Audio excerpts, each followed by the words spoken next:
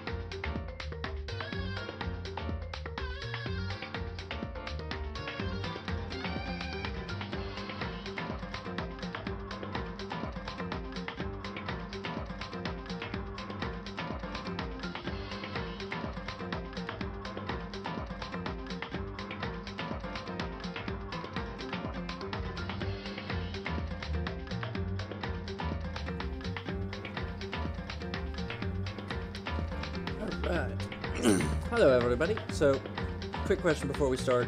How do I sound compared to the game? Do I need to turn the game down at all?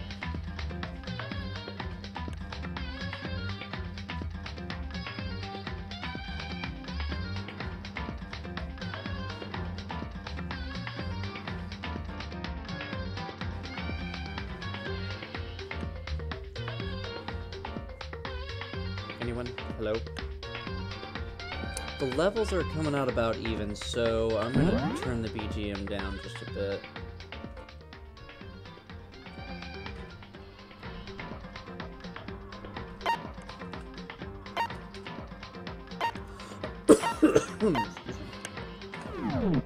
Okay.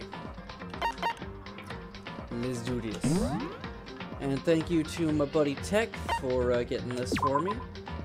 I'm looking forward to this. Ooh. Logic difficulty, gentle, kind, mean. Action difficulty, gentle, kind, mean. Let's go on kind to start with, since I have no idea what I'm looking at here.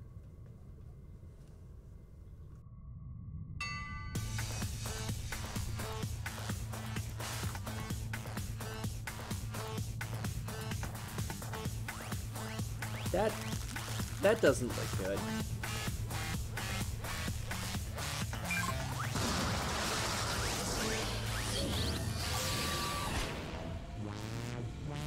That looks decidedly not good.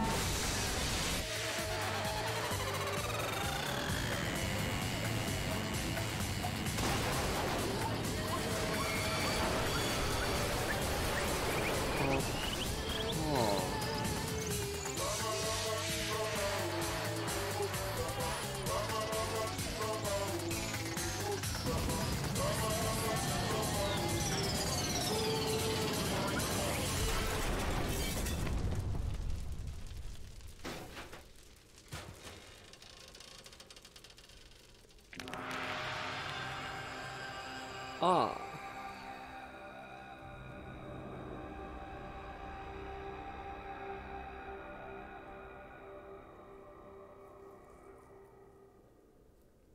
Okay.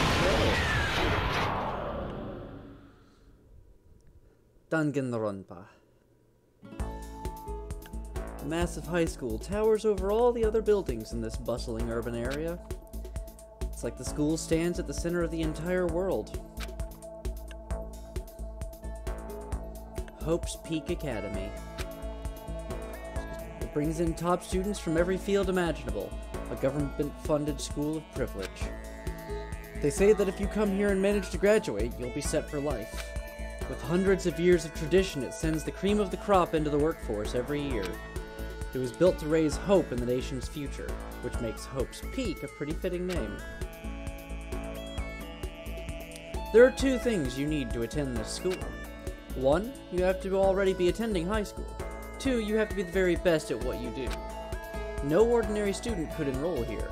The only way in is if you're scouted by the school itself. And standing there at the gate of the ultimate school, filled with the ultimate students, was me. Before we go any farther, I guess I should introduce myself. My name's Makoto Naegi.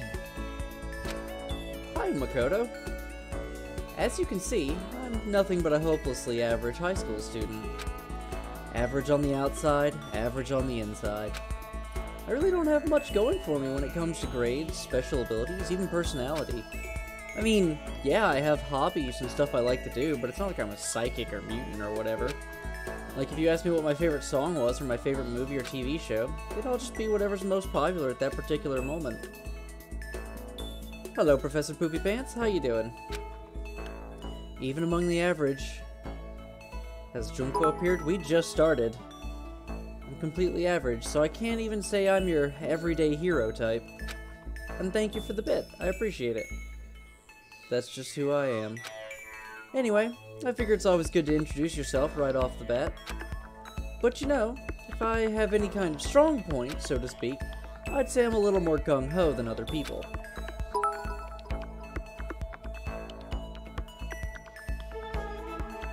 I have no idea what you're talking about, Professor Poopy Pants, because we literally just started. I am going into this completely blind. I have absolutely no idea what anything in this game is. I mean, look at me. I'm completely ordinary, but still. Here I am, standing in front of the anything but ordinary Hope's Peak Academy. I still can't believe I'm standing here. I wonder if someone like me can survive in a place like this.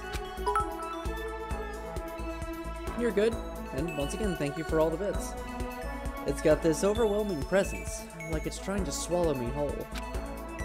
But it's no wonder I would feel that way. What you have to understand is, well, let me just tell you about the preparation I did last night to get ready for today.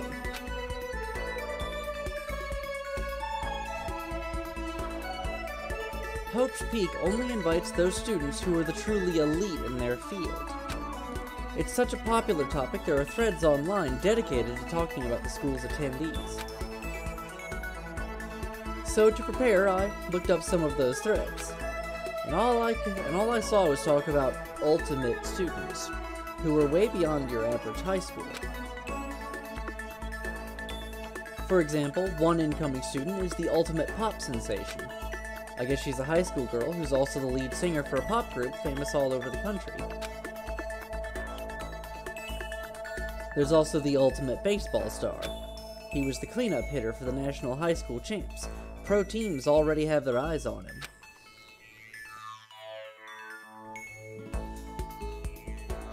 Then there's the ultimate fashionista.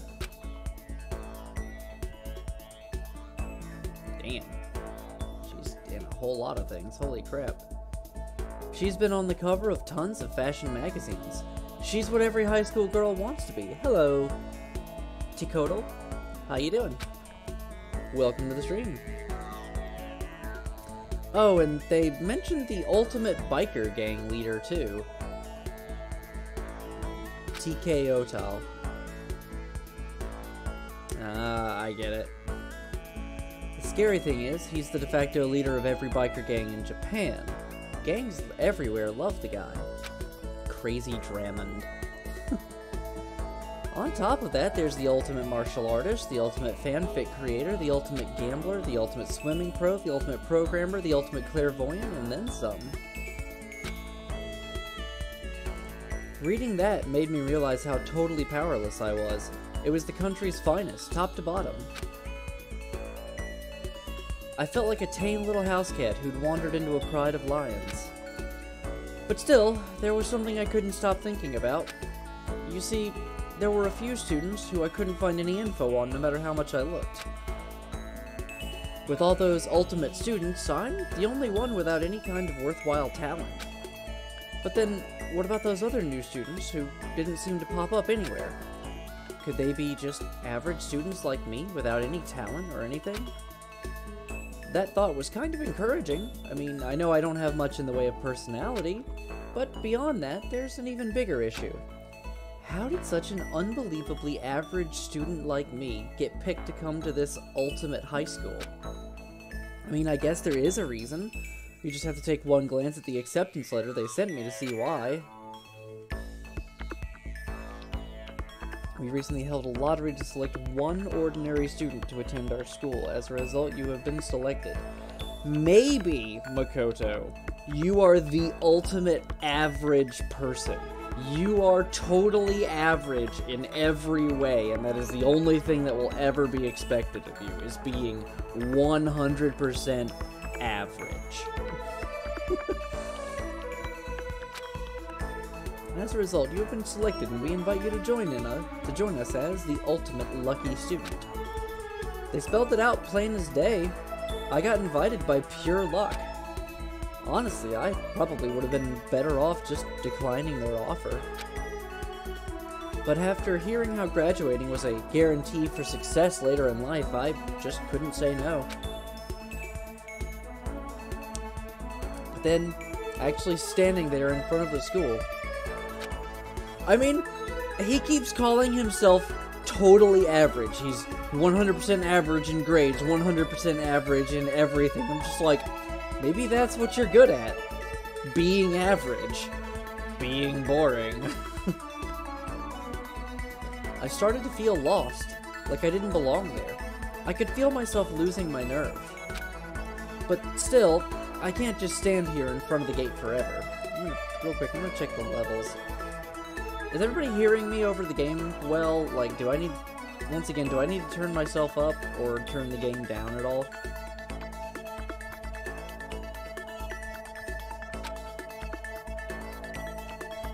Frozen in place, murmuring to myself, I looked down at the acceptance letter clutched in my hand.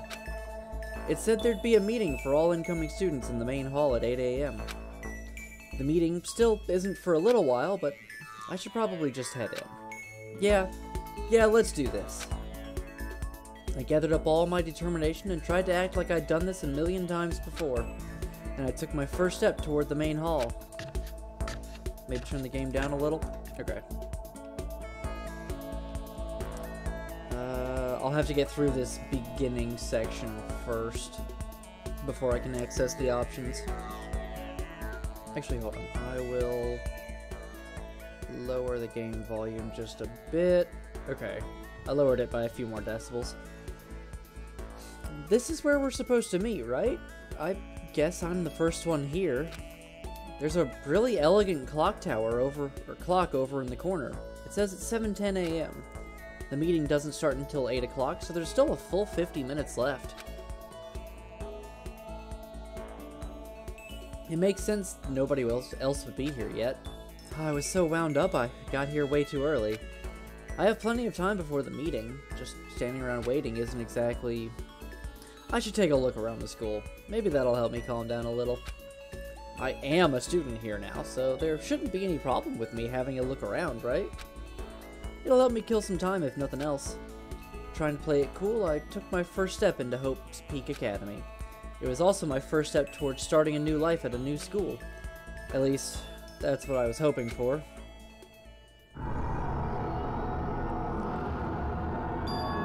What the?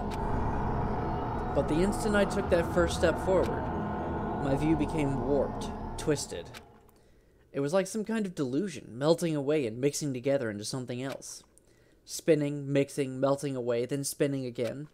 And the next moment, everything went black. That was how it all began, and how life as I knew it came to an end.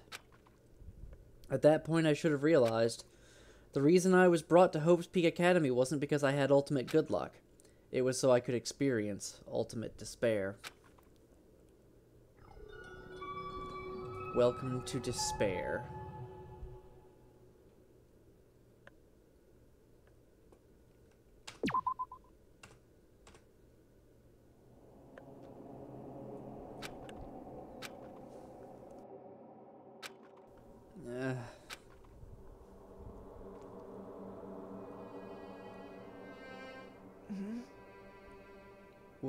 What?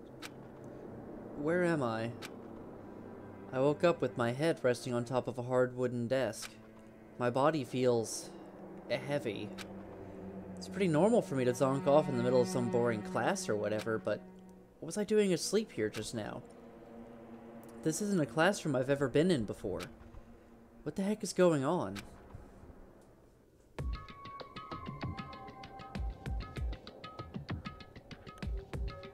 Welcome to Hope's Peak Academy. Firstly, we'd like to explain the basic controls. You can use the mouse to adjust your aim. If you aim at an object you can interact with, you can press the left mouse button. And presto, you'll investigate the object. Use the W, A, S, and D buttons to adjust your viewpoint. Or you can press and hold the right mouse button and move the mouse around. That's me, TK Otal. I like to pride myself on having a couple different voices. But yeah, another good question is, yeah, who in general is talking at this? Why don't you try looking around the classroom?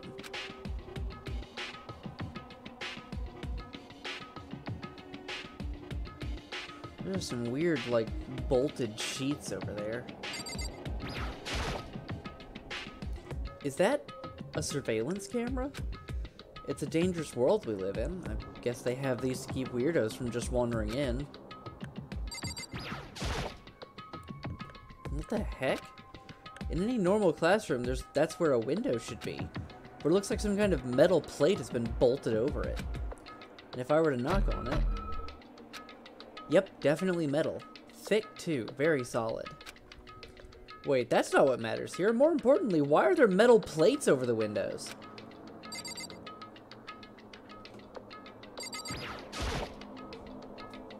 Geez, I can't believe it's already 8 o'clock.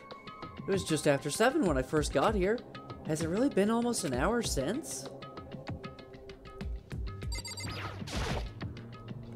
There's a TV. The school is funded by the national government, so I guess it's not that weird to have TVs in here. Something feels off. I wonder what it is.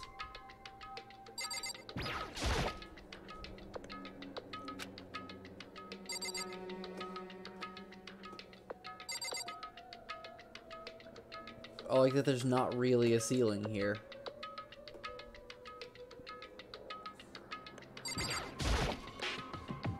That's the desk I fell asleep on. I can still see a line of drool I must have left there. I'll have to clean that up later. Hey, what's that on the desk? An orientation guide? It's some kind of cheap-looking pamphlet, and there's something handwritten on it.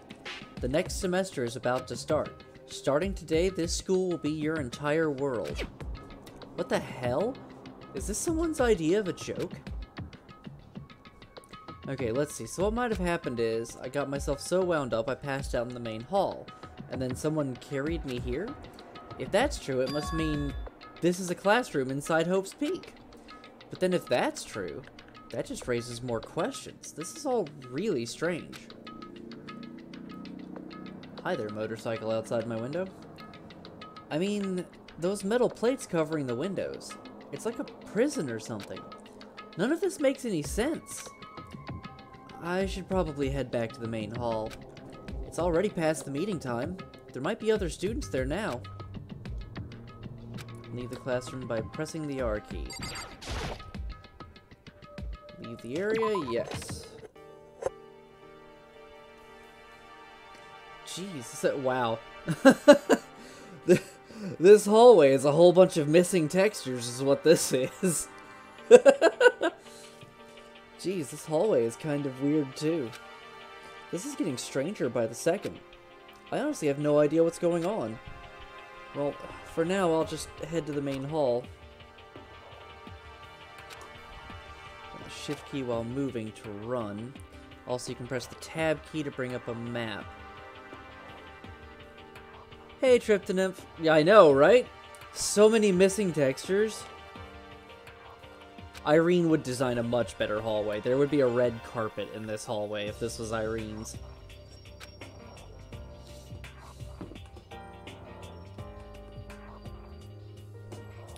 So I'm over here. Room 1B. Despair Hotel? For a school? Hell yeah, Lisk. There'd be red carpets everywhere because she ain't gonna fucking walk anywhere without a red carpet. I guess it's a place for people to stay overnight, but anyway, I need to get to the main hall.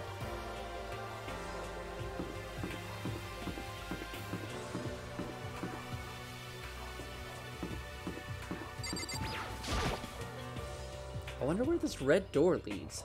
I'm starting to feel sick standing here. Green hallway, huh? Audio video room.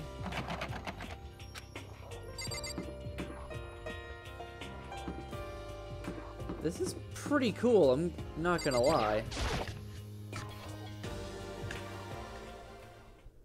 By the time I got back to the main hall, everyone else was already there.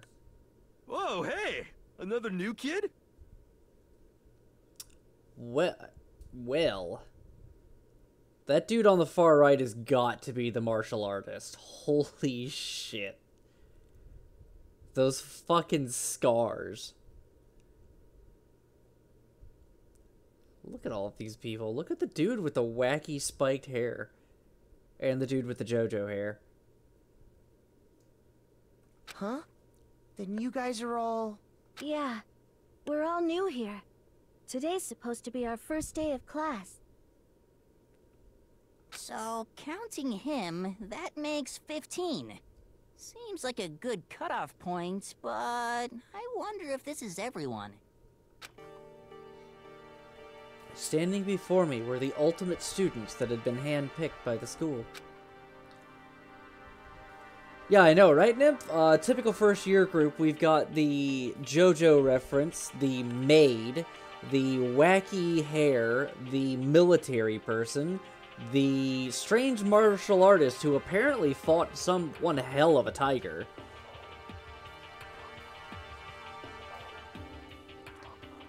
I looked around at everyone who'd gathered there, taking in their faces one at a time. Maybe I was just imagining it, but I swear I could feel a kind of aura coming from each of them.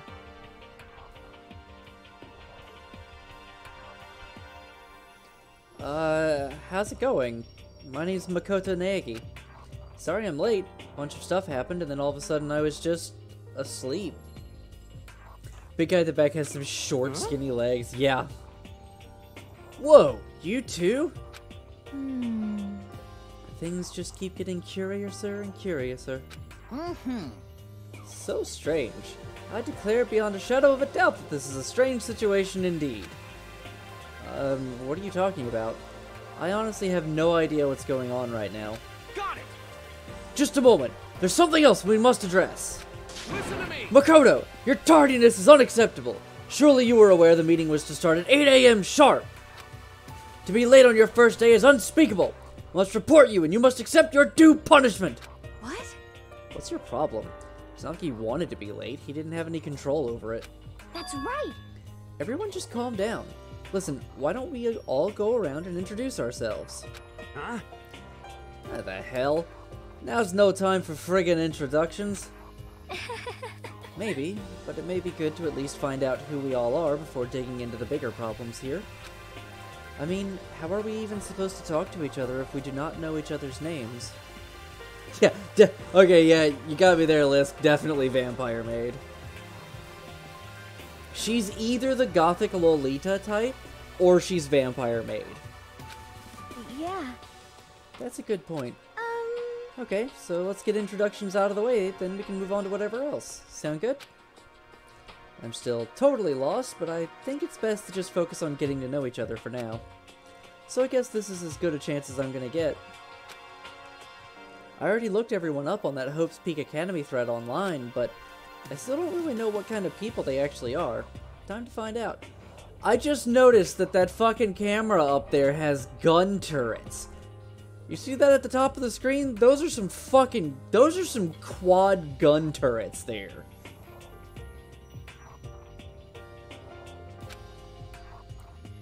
Oh my god, yes, those are straight up gun turrets.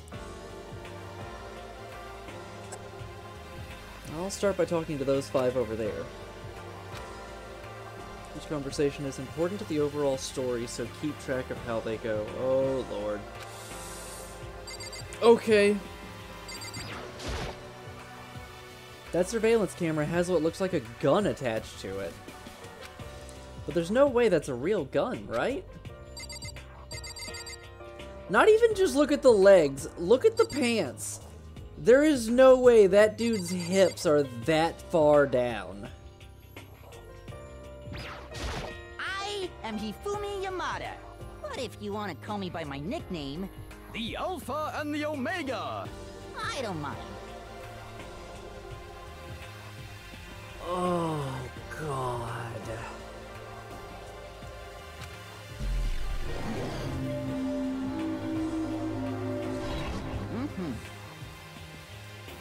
So, yeah, I was about to say, Tryptonym, please someone tell me that his actual name in Japanese translates to Humpty Dumpty. Please, someone tell me that. By the way, how much do you know about the world of 2D art? World of 2D? Well, in that world, I am well known and supremely well regarded as the ultimate fanfic creator. I once sold 10,000 copies of one of my fan comics at a school festival. The event has passed into legend. Some of them didn't get it, of course, saying I tainted the event. How stupid can you be? That's too bad then. That's too bad about them. But selling 10,000 copies like that is definitely pretty remarkable. However, The words of such idiots mean nothing to me. I am like Van Gogh, utterly unappreciated in my time. I am a soldier, serving night and day to destroy all mindless preconceptions about fan fiction.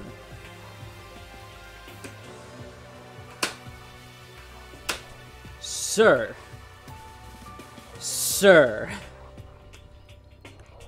I would like to point out that you yourself are a walking mindless preconception. Let's just address that elephant in the room. I'm sure if you were to observe my work, Mr. Niegi, you would comprehend its greatness immediately. For my work is filled with deepest meaning. What kind of meaning? yes indeed. It's about embracing our basest urge. Oh god. I don't think I want to comprehend it. Yeah, of course it's lewd. It's 100% just lewd. Holy cow, what's with this huge metal hatch? It looks like the kind of thing you'd see in a secret military base or something. This is the same main hall I was in before, right? This door definitely wasn't here then, though. A mailbox. There's nothing inside.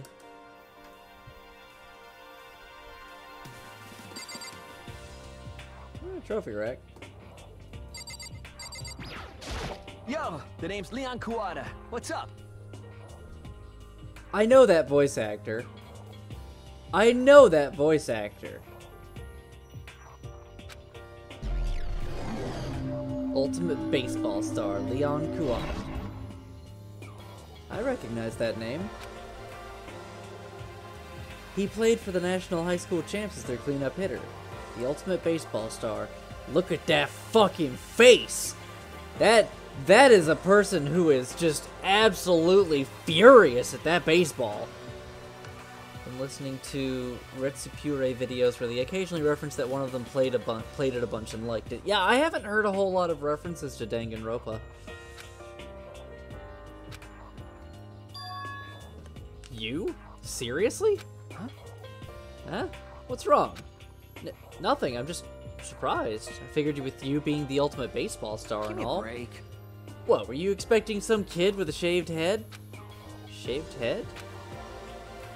No, I was just expecting more of a, you know, sporty-looking traditional baseball player type. I mean, when I found that article and picture of you online, that's how you looked then. What? Oh man, you found that picture of me playing baseball? Seriously? I hate that picture. What the crap? This is not cool. This is so not cool.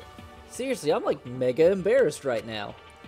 I didn't have a choice, okay? Shaving your head like that is part of national championship regulations. Fuck that noise. I mean, seriously? But now I refuse to cut my hair, and I'm not gonna dye it back to normal either. Hey, listen. Actually, can I be totally honest with you? You know... I don't like baseball. Like, at all. I've never gone to a single practice. He's never practiced, and he was still his team's star player? He's some kind of prodigy.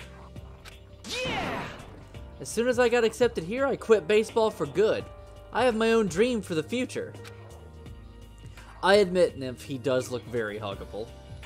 A dream for the future? My only path in life is getting into music. You can feel that star quality aura I have, right? You know what I mean. I'm gonna be a singer. So all I need is a songwriter and someone on guitar and we're all set. How cool is that? This new version of me that's chasing after my dream is like super cool to the max. I can't believe what I'm hearing. I never imagined I'd hear something like that from a baseball all-star. Hi, I'm Sayaka Mizono. I look forward to getting to know you. Pop star, right? Yep. The way she moves is positively mesmerizing, and that pleasant scent I can't quite place. Sayaka Mizono. When I saw her name in that thread online, frankly, I was pretty surprised. She's in a pop group famous all across the country. In fact, she's their lead singer. As the ultimate pop sensation, she's in high demand to appear on TV and in magazines everywhere. But actually, that's not the only reason I was so surprised to find out she'd be going to this school.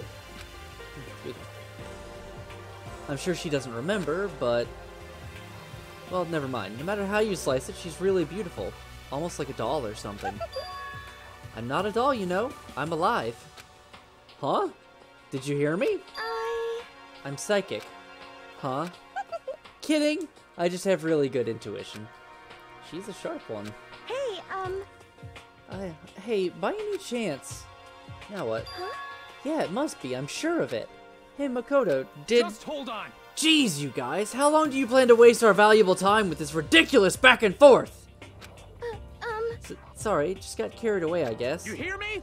Self-introductions are for introducing yourself, not bumbling through a bunch of idle chit-chat. You're right. Sorry. Sorry, Makoto. We can talk about this later. It sounded like Sayaka really had something she wanted to say. Sir, your eyebrows are attacking me. Please tone them down.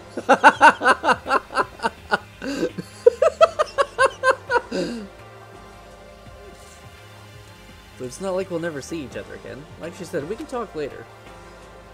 Dude, Makoto, do not fucking foreshadow like that, okay?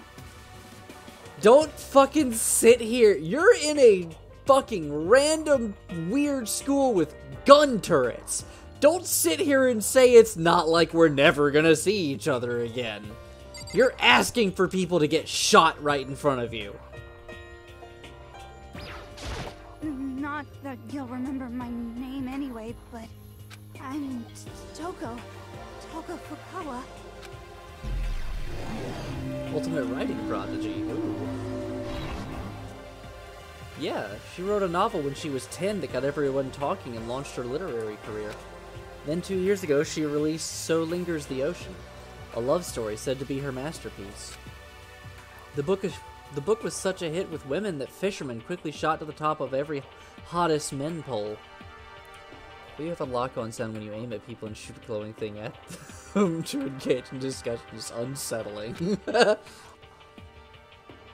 Despite her age, she's won countless literary puzzles and all her books are instant bestsellers.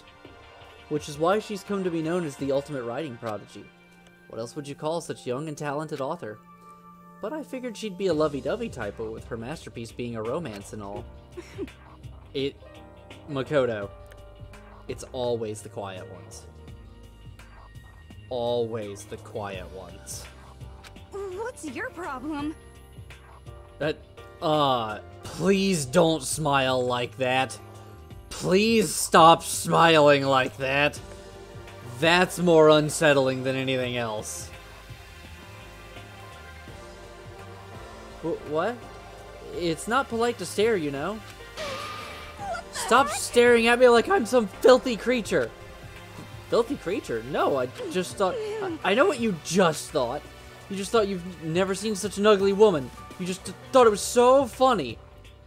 No, that's not what I was thinking at all. I'm telling you! Don't bother trying to lie to me. I know it's true, otherwise I know you can't stand looking at me. Anyway... Whatever, I don't really care. I'm used to it. Wow. Talk about an inferiority complex. I was way off about what a successful author would be like. Alright, military fuckboy. I believe in bold simplicity. Let's work together on our educational crusade. Ultimate moral compass. Oh god. Oh god. He's not ultimate military fuckboy. He's ultimate moral compass. Nymph, we just met our worst enemy. So that's Kiyotaka. According to what I saw about him on that thread, he went to a famous private school and won top honors every year. He's basically a flawless honor student. He's also known for the work he's done with his community's Public Morals Committee. They say he respects rules above all else, earning him the title of Ultimate Moral Compass.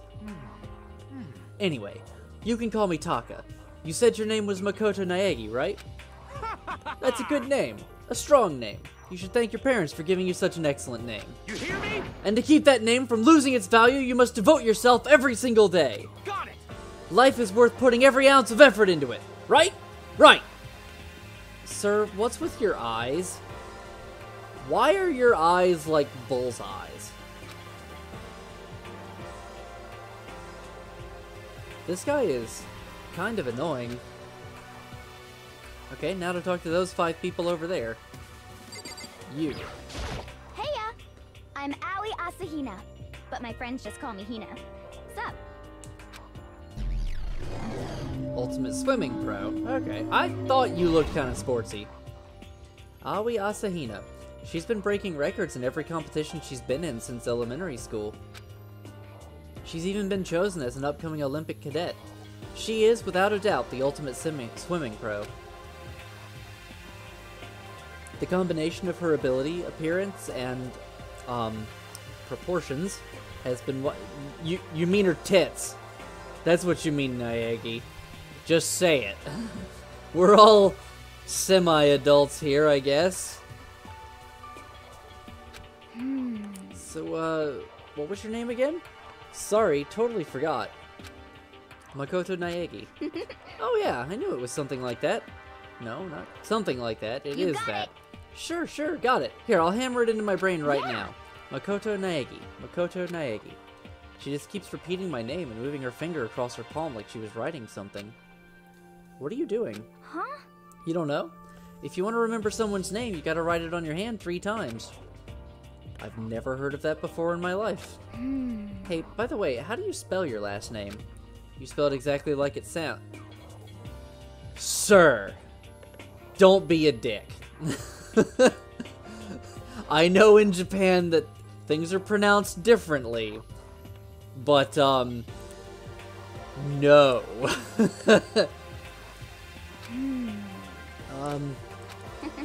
Well, I have no idea. I'll just figure it out later and write it down. Okay. Anyway, glad to meet you. Sure, same here. Well, one thing I learned is she's totally easygoing and bursting with energy. Hello, nice to meet you. I'm Chihiro Fujisaki. Ultimate programmer. Hey, nice. Sorry, I get kind of embarrassed whenever I introduce myself like this. Anyway, I hope we can get along. Same here. Nice to meet you. Huh? Huh? Maybe it's just my imagination, but have we met before? I don't think so. We just met for the first time, which is why I said nice to meet you. I'm sorry. Yeah, good point. Sorry. You don't have to apologize for that. Yeah. Oh, yeah. Chihiro Fujisaki is known for all the cutting-edge programs she's created. She's the ultimate programmer. She's also got that timid little bunny type thing going, which has endeared her to her legion of fans. Hey, so listen. I'm sorry. I'm really sorry. Huh? What are you apologizing for now? Well, just 'cause you seem upset. You must be mad at me, right? No, not at all. I was just lost in thought about something. Okay, Makoto, I understand. Makoto apparently has a resting bitch face. And I understand. Huh? Huh? Lost in thought? Yeah, it had nothing to do with me being upset or anything. Thank you. Oh, that's good. I was afraid maybe you didn't like me. I'm glad. I'm starting to understand why her fans are so into her. Okay, so who are you? Kyoko Kirigiri. Can I ask your name? My name is Kyoko Kirigiri. Ultimate Unknown. She's pretty tight-lipped, huh? Oh, but you know, her name didn't show up anywhere in that Hope's Peak Academy thread. And I did see that there were students like me, ones who didn't have any real identity or presence. Could this girl be one of them? So what are you doing at this school? What? What's that supposed to mean? No, I just meant getting invited here means you're some kind of ultimate something, right? So what ultimate something are you? That doesn't matter. Why should I tell you? Huh? Well, I guess you don't have to tell me. No, I don't have to tell you, so I'm not going to. Nothing about her turned up online, so I was thinking maybe she got picked by chance like me, but her face is like an iron mask. If she doesn't want to tell me anything, no point in asking. Hello, Ultimate Fashionista. I'm Junko Enoshima. Charmed, I'm sure. There's Junko. Anybody would recognize this one. She's got more charm and presence than any high school girl in the country. She's the ultimate fashionista. I've seen her on tons of magazine covers, but I feel like that doesn't quite match up to reality. What? Huh? Come on. Oh, are you talking about my cover photos and junk? Well, of course, those are totally photoshopped. Photoshopped? Yeah, you know, edited to hell and back with, like, computers and junk. Oh, so they aren't real. What can we do? Come on, don't act so surprised. You're gonna make me all depressed. Totally. It's totally normal these days to Photoshop the crap out of cover photos. If you're surprised by that, you'd be totally blown away by a certain dangerous little diva of ours. They make the eyes and junk super big and tweak the skin so it looks all ceramic and porcelain. Oh. So many dreams are getting crushed today. Alright, JoJo reference. Name's Mondo Owada. Nice to fucking meet you. I like you. I like you already, sir. Ultimate biker gang leader. Nice to fucking meet you. Mondo Owada, huh? Which means Crazy Dramond. He's the current leader of the largest biker gang in Japan. He's earned respect, even awe, from every gang in the country. He's the ultimate biker gang leader. Nice to meet you too. Yo. Hell yeah. I better be careful around him. One wrong word and I could wake up at the bottom of the sea. Those 4 over there are the only ones left.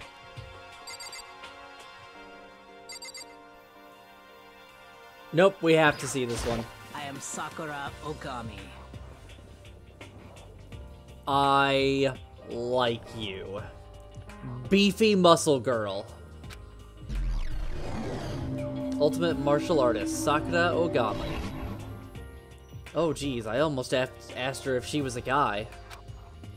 The day I say something like that out loud is the day I get turned into a human meatball. But now I remember, she competed in a martial arts tournament in America and won despite being a girl.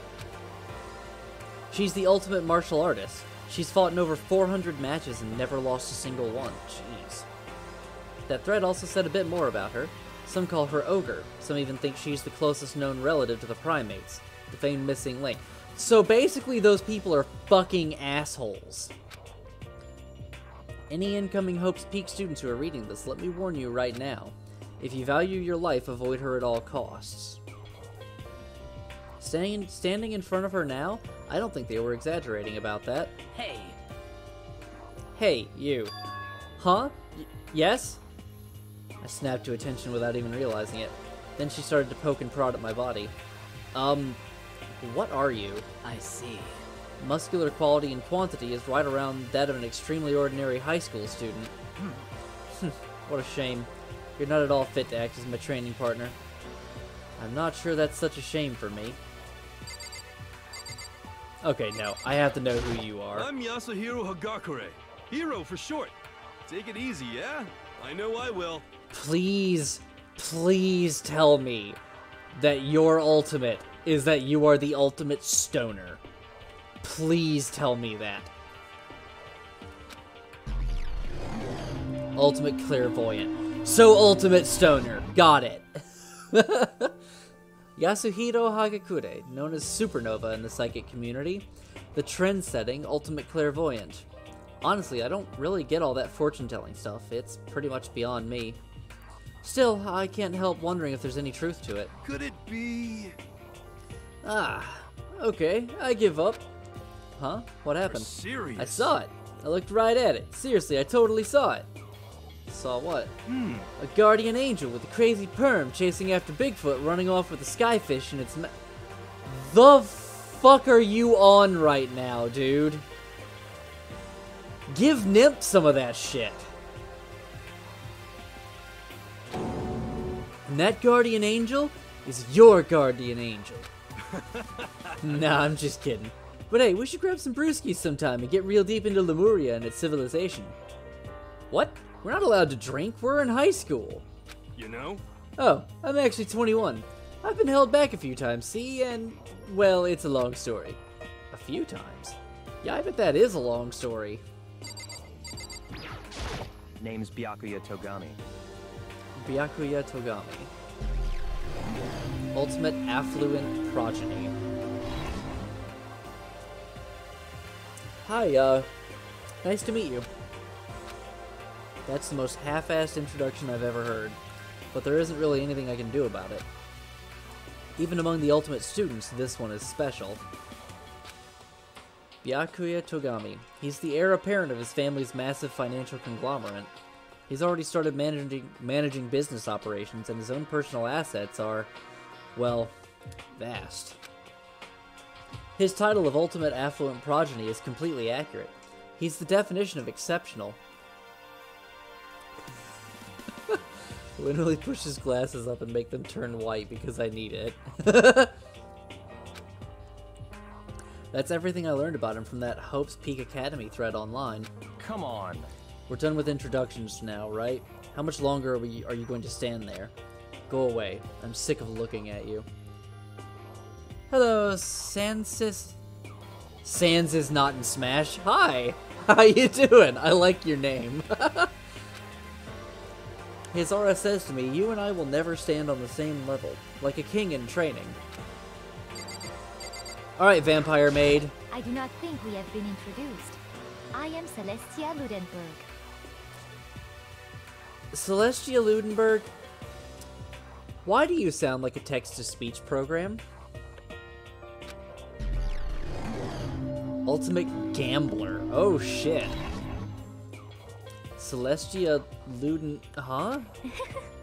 Ludenberg. It is my name. But if you don't mind, I would prefer you to call me Celeste. You are Japanese, right? Huh? Of course. Why do you ask? Excuse me. If you don't mind, could you tell me your real name? I don't know what you were talking about. Celestia Ludenberg is my real name. But as I mentioned, I would much rather you call me Celeste. She's a vampire. She's straight up a vampire. She's polite, but pretty forceful at the same time. I don't think she wants to say any more about it. I guess the rumors in that thread were right about her. The self-styled Celestia Ludenberg. She's the ultimate gambler who's never lost a bet. Togami. Which one was Togami again? I've already forgotten who that was.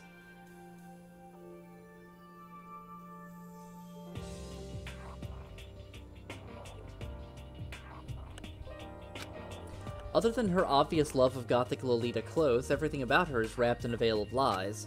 They say she entered and won an underground gambling tournament, earning the title Queen of Liars. She totally cleaned out the other players, taking their life savings and laughing as she did it. I look forward to getting to know you better. That smile is beyond deceptive. I'd better watch myself around her. And with that, all the introductions are done. Even though they're all ultimate, they each have their own individual sort of, something. Togami is the blonde boy. Oh, him! Okay. Okay, time to get down to business. This is no time to stand around making friends like a bunch of dull-eyed baboons. I like the biker gang dude. I like that his first words were, "Nice to fucking meet you." Oh, that's true. I think someone said something about a bigger problem or something. What was that about? Listen. Well, you see, Makoto, you said a bunch of stuff happened and then you were just asleep, right? Just waiting for the game to red herring like every one of them and swap their tropes on you. Nope. Thank you, Sans is not in Smash for the follow. I appreciate it. Baseball player is a vampire fanfic writer turns out to be a great bowler. Stoner-kun actually wants to become a CFO of Apple. Well, okay, look. Stoner-kun becoming the CFO of Apple is not that big of a trope swap. Let's just be honest there. Well, the same is true for all of us. What? Seriously? I mean, seriously? Just after each... Alright then. Just after each of us got to the main hall, we lost consciousness. And when we came to, we were somewhere here in the school. That's what happened to you, right? But that's just weird. That every one of us would get knocked out like that? Piece of shit! Exactly! That's why we're all freaking out! And that's not the only thing. You saw where all the windows and the classes and hallways were, right? But instead of normal glass windows, it was a bunch of big metal plates! What's that about? Are you for real? Plus, all my stuff's missing. Even my cell phone. Yeah, a friend of mine bought me this game. I haven't bought the other two yet. This is first time playing or even looking at anything to do with them. I've heard they were pretty decent, though. Yeah, you're right. I haven't seen my PDA anywhere either. And then there's the main hall here. The front exit is completely blocked by some giant metal hatch. What does this mean? But there wasn't anything like that when I first got here. What the heck? Big metal plates, no thoughts towards ease of maintenance. What the heck? What's it doing there? Aww. Maybe we got caught up in some kind of, like, you know, crime or something. Is it, like... What, like, a kidnapping? You think maybe someone grabbed us and hauled us off and we're not actually at school? Hey, come on. Come on, don't think like that. Cheer up. I bet this is all just part of the school's orientation procedure. You know? Yeah, I'm sure that's it, so I'm just gonna take it easy for a little bit. I see. Oh, so you think they wanted to do something to surprise us? Sure. They spent tons of money on a giant fucking vault door just to surprise you. A giant vault door and gun turrets. What the hell? Huh. Well, if that's all it is, it's nap time for me. You know what I mean. I was up way too late last night, so I could use a little shut-eye. I could feel everyone's tension evaporating. But then, it began.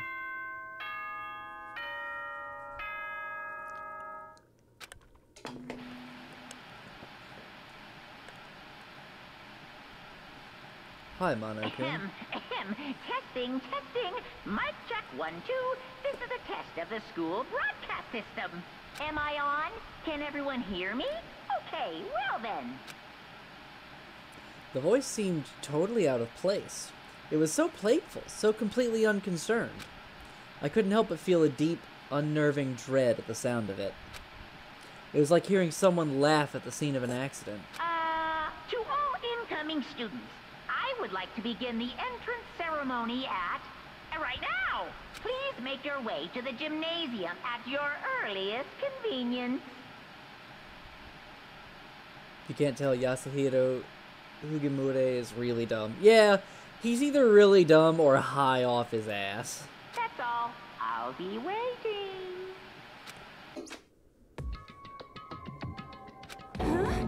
What the hell was that just now?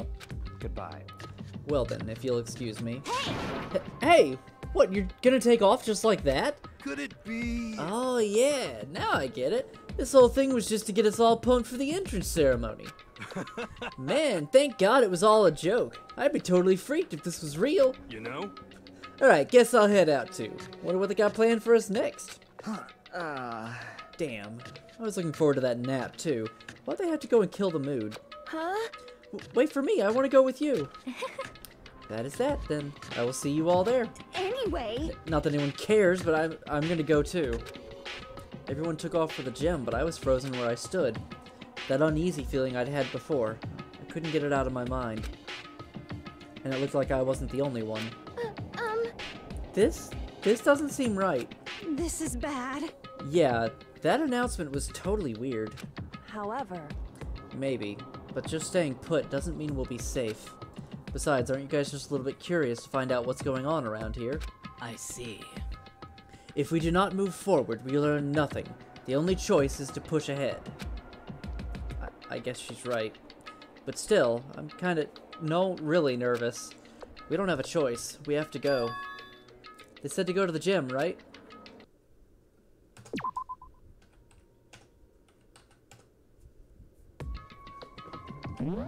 So, let's see. That is not what I wanted. I need...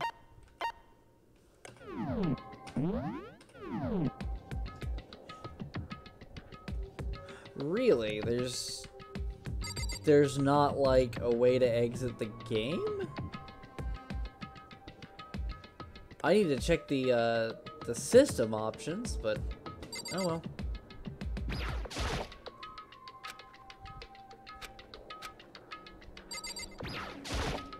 This is bad. What was with that announcement? It was like totally creepy. Shit. What the hell kind of game are they playing? What the hell? Is this some kind of bad joke?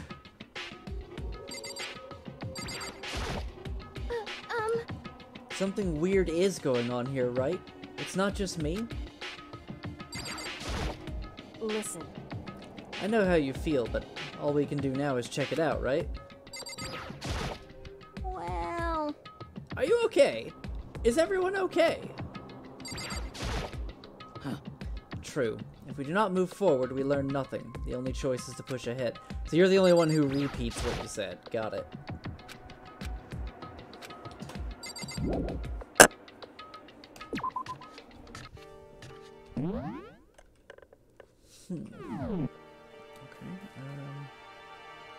So that's the main hall. This is the store. I better make my way to the gym. I need to find out what's going on. There's the nurse's office, all bandaged up there. Men and women's room. Staircase to the second floor.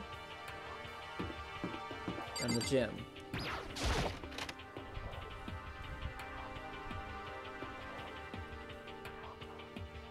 I like the way they set up the room. God, I had no idea this Hope's Peak Academy place was going to be such a pain in my balls. It really ain't that much different from the time I spent in juvie. Hell, this place is even worse. And why isn't there anyone here? Walking through the halls, I didn't see a single person. This is bad. Isn't that, like, seriously not good? They're just trying to spook us. They'll take down those metal plates. They'll take those metal plates down later, I'm sure of it. All we can do now is hope for the best and prepare for the worst. Nothing ventured, nothing gained. I like how your eyes glow, Sakura. Shit. Well, hell. It ain't like I'm scared or nothing. Let's just get this over with. Hey, damn it. Hey, where's whoever called us here? What are you thinking? Mondo, stop! No running! Well then. I too shall go. Okay, ow.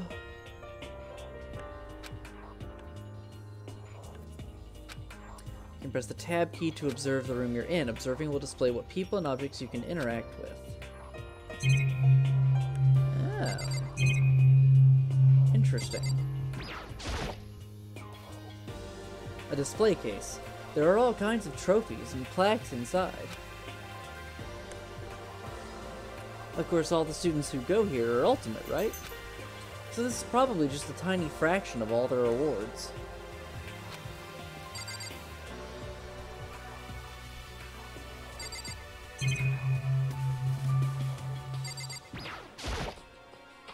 Another surveillance camera.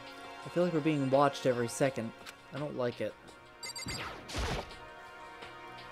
This school has a lot of TVs. They couldn't all just be for that weird school broadcast, could they? I mean, yes, they could. This is bad. I'm totally getting a bad vibe right now. Where are all the other students? Why are we the only ones here? Total silence. For whatever reason, she's the only one managing to stay calm. Or maybe I'm just imagining that. The inside of her head is just like, oh fuck, oh fuck, oh fuck, oh fuck, oh fuck.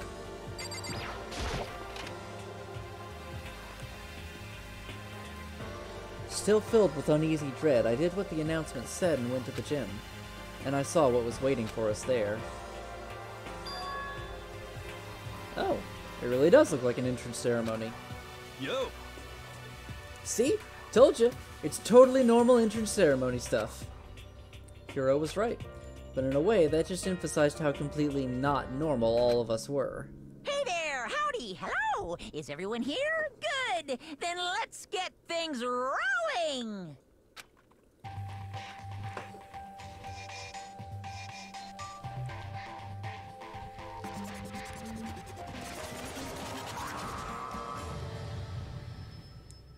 Aha.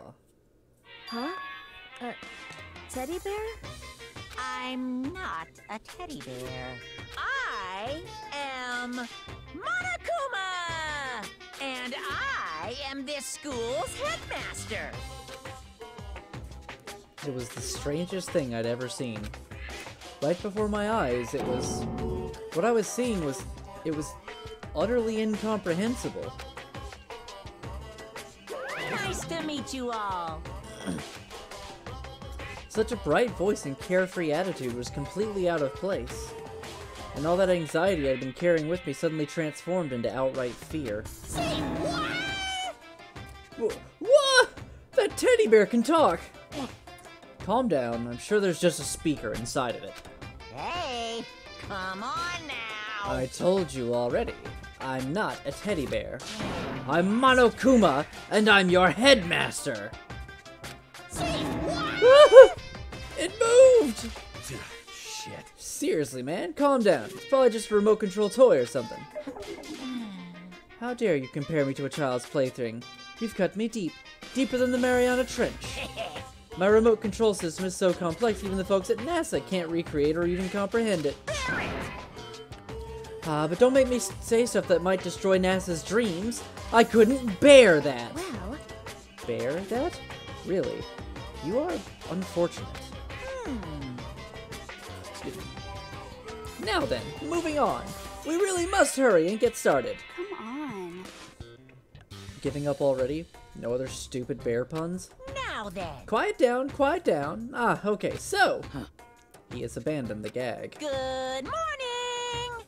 Everyone stand at attention and bow. And good morning. You hear me? Good morning. What's your problem? You don't have to say it back. Now then. Now then, let us commence with the most noteworthy and memorable entrance ceremony.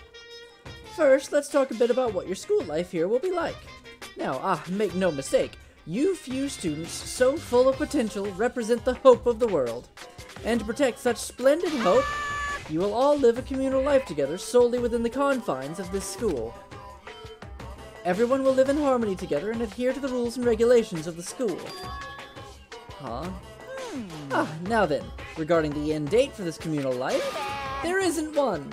In other words, you'll all be here until the day you die. Such is the school life you've been assigned. What did he just say? Until the day we die? Yep. Oh, but fear not. We have quite an abundant budget, so you won't lack for all the common conveniences. Hold on a second. That's the least of our worries right now. Yeah, what the hell? You're saying I have to live here forever? You're screwing with us, right? It's true. I am not screwing with you. I am no liar. Of that you can be 100% sure. And just for your information, you're completely cut off from the outside world. So you don't have to worry about that dirty, dirty land beyond these walls ever again. Cut off? So all those metal plates all over the school.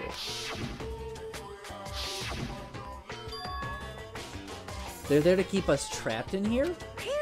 That's exactly what they're there for. No matter how much you may yell and scream for help, help will not come.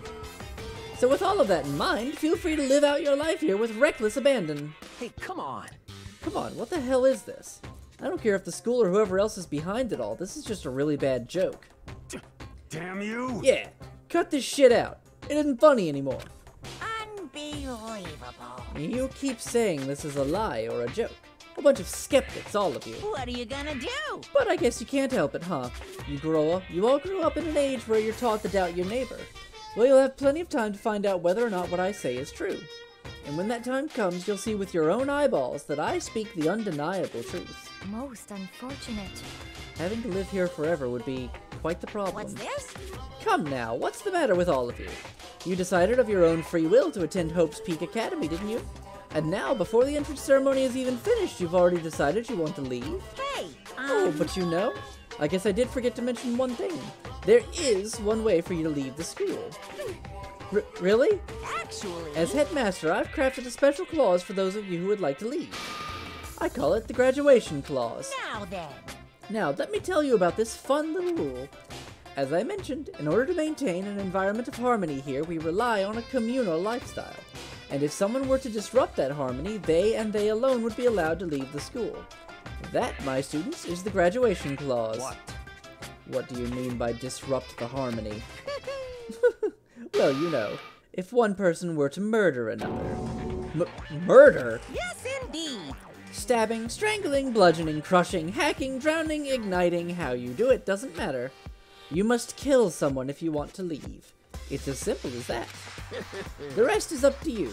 Give it your all to achieve the best outcome in the worst way possible. A chill shot down my spine. You must kill someone if you want to leave. As soon as I heard those words, my blood went cold. I bet that got your brain juices flowing. Beats the heck out of a human catching a salmon, huh? Like I said before, you guys are the hope of the world, but you know, taking that hope and seeing it get murdered creates a darkening shadow of despair. Extreme! And I just find that so darn exciting. What the hell? What the hell are you talking about? To kill each other is... To kill each other is to kill each other. I'm sure there's a dictionary here somewhere if you need it. What are you saying? We know what it means. That's not the problem. Why do we have to kill each other? Say what? Yeah! Stop blabbering on with all this nonsense. Just let us go home already. Blabbering? Well, he said it. No, I have not seen the anime before. Blabbering, blabbering. What do you mean blabbering? Stop blabbering on about blabbering on. You guys just don't get it, do you? Let us go, let us go. You keep on saying the same thing over and over and over and over. Listen, from this moment on, this school is your home, your life, your world. Got it? And you can kill as much as you want to kill. So go ahead. Go on a killing spree. Alright, come on. How long are you going to keep this up? Eh? You know? You got us, okay? You scared the hell out of us. So you can go ahead and reveal the trick now. Reveal the trick? I'm right. Yeah, because, I mean, you know, this is all some kind of trick and all, right? So, like... Shit. Dude, shut the hell up and get out of my way. Shoving Hiro aside, Mondo placed himself in front of Monokuma, his voice rumbling like thunder. You're fucking dead. Listen up, asshole. This shit's gone way too far. What the hell kind of joke is this? What's the matter? Joke? What, you mean like your hair? You son of a bitch! Ah! Mondo roared out, and then there was a sudden boom. It was the sound of the floorboards as he kicked off and launched himself into the air. He flew at Monokuma fast and straight as a bullet. He'd locked onto his target. Gotcha, you little piece of shit! I don't know if you're a toy or a stuffed animal or whatever the hell. Either way, I'm gonna rip you to fucking shreds! Once again, I like you, Mondo. What? Violence against the headmaster is in violation of school regulations! Shut the fuck up! Let me out of here, I swear to Christ! Hey, damn it. What? No smart-ass comeback this time? Piece of shit! Stop that goddamn beeping and say something! Watch out! Watch out! Get rid of it! Huh? Hurry up and throw it! He threw Monokuma, and as soon as he did... it fucking explodes. The hell? What the? That sure as shit wasn't a joke. It blew the hell up. There was a painful ringing in my ears, and I could smell gunpowder.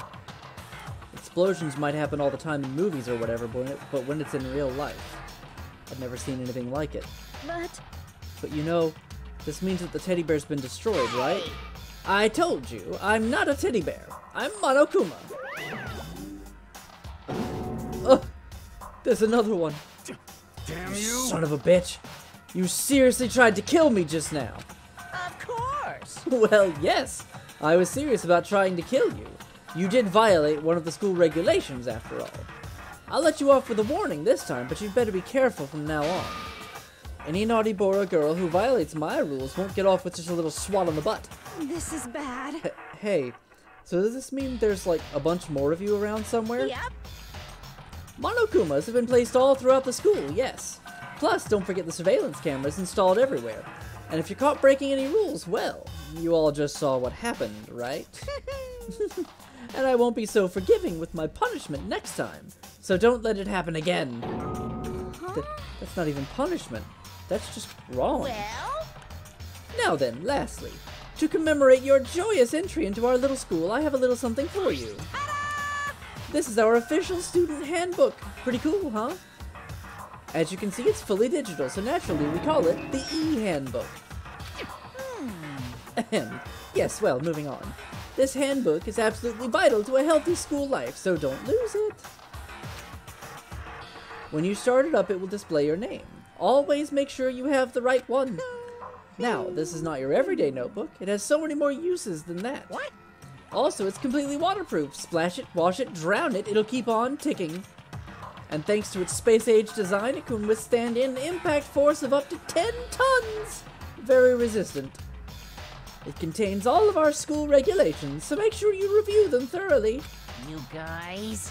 You'll hear me say this a lot, but any violation of school regulations will not be tolerated. Shing! Rules restrict, yes, but they also protect. Society, for example, would be utter chaos without laws. Yes, indeed! The same thing applies here, which is why it's crucial we have strict punishments in place for violators. Okay, well, that brings our entrance ceremony to a close. Bye! Please enjoy your abundantly dreary school life. And see ya!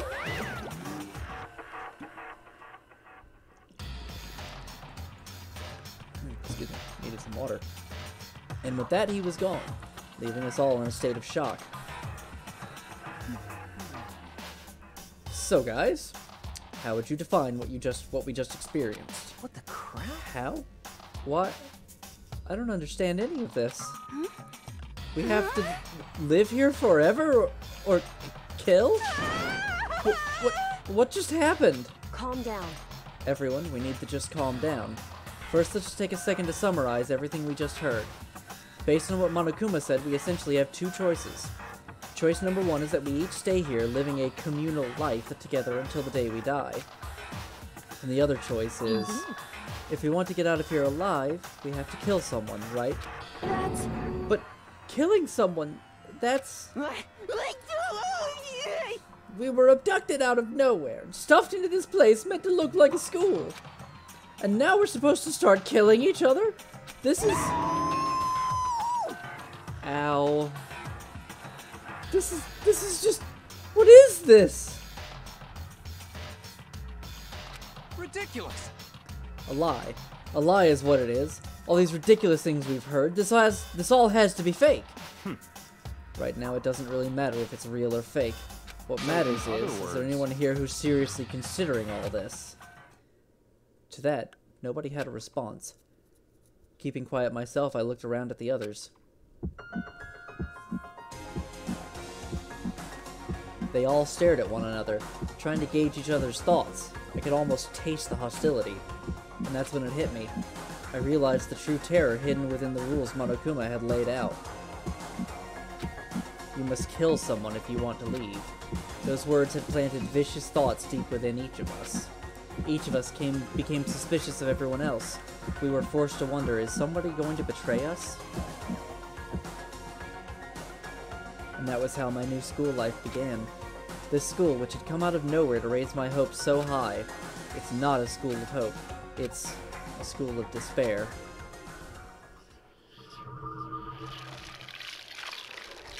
Prologue. Welcome to Despair. Yeah. Surviving students, 15. To be continued. Spike Chunsoft.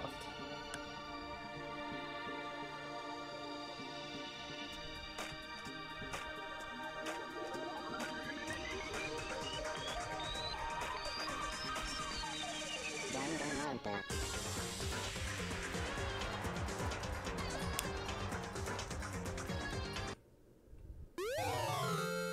You received the school crest present.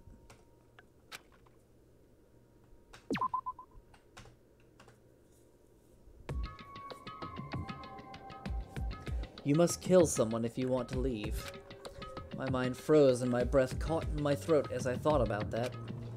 I could feel the paralyzing fear slowly making its way through my body, dominating every last nerve. You know what this kind of reminds me of? This kind of reminds me of the remake of Corpse Party. But in a way, worse. Like, Corpse Party was extremely disturbing. Like, super fucking disturbing.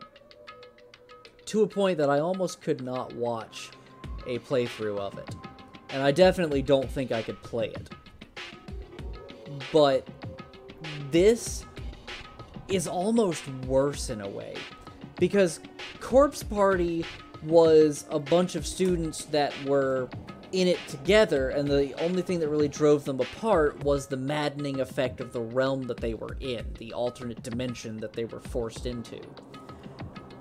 Whereas here, there's no maddening effect. There's no paranormal, like, effect on their minds. It's not a coercion. Or not like a mind control thing. Here, it's literally just... There's paranormal, sure, they're all stuck in this place. And there's no way out without getting shot by the turrets. But if they want to leave, they have to kill each other.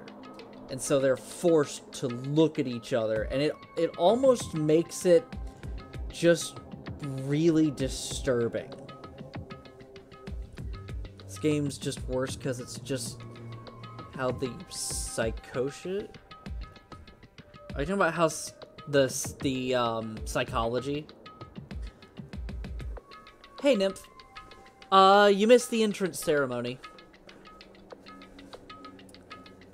We saw Monokuma explode. We learned that in order to get the hell out of this school, everyone has to kill somebody. So out of 15 students... Oh man, 15 students, that means there's actually an uneven amount. Someone doesn't get out of here unless they kill 2 people. But I was discussing like how this is similar and different to the game Corpse Party. I don't know if you've ever heard or seen anything about that. But this game is almost worse, almost more disturbing than Corpse Party. Because, like, just this scene right here, you can feel the suspicion and the anger and the feelings of betrayal coming from all these students. All of these people who are all sitting here, most of them probably sitting here like, none of the others would do this to me, right? And maybe 1 or 2 of them that you might be able to look around and guess, like, their thoughts are more along the lines of, nobody else would do this, but could I do this? Could I murder somebody?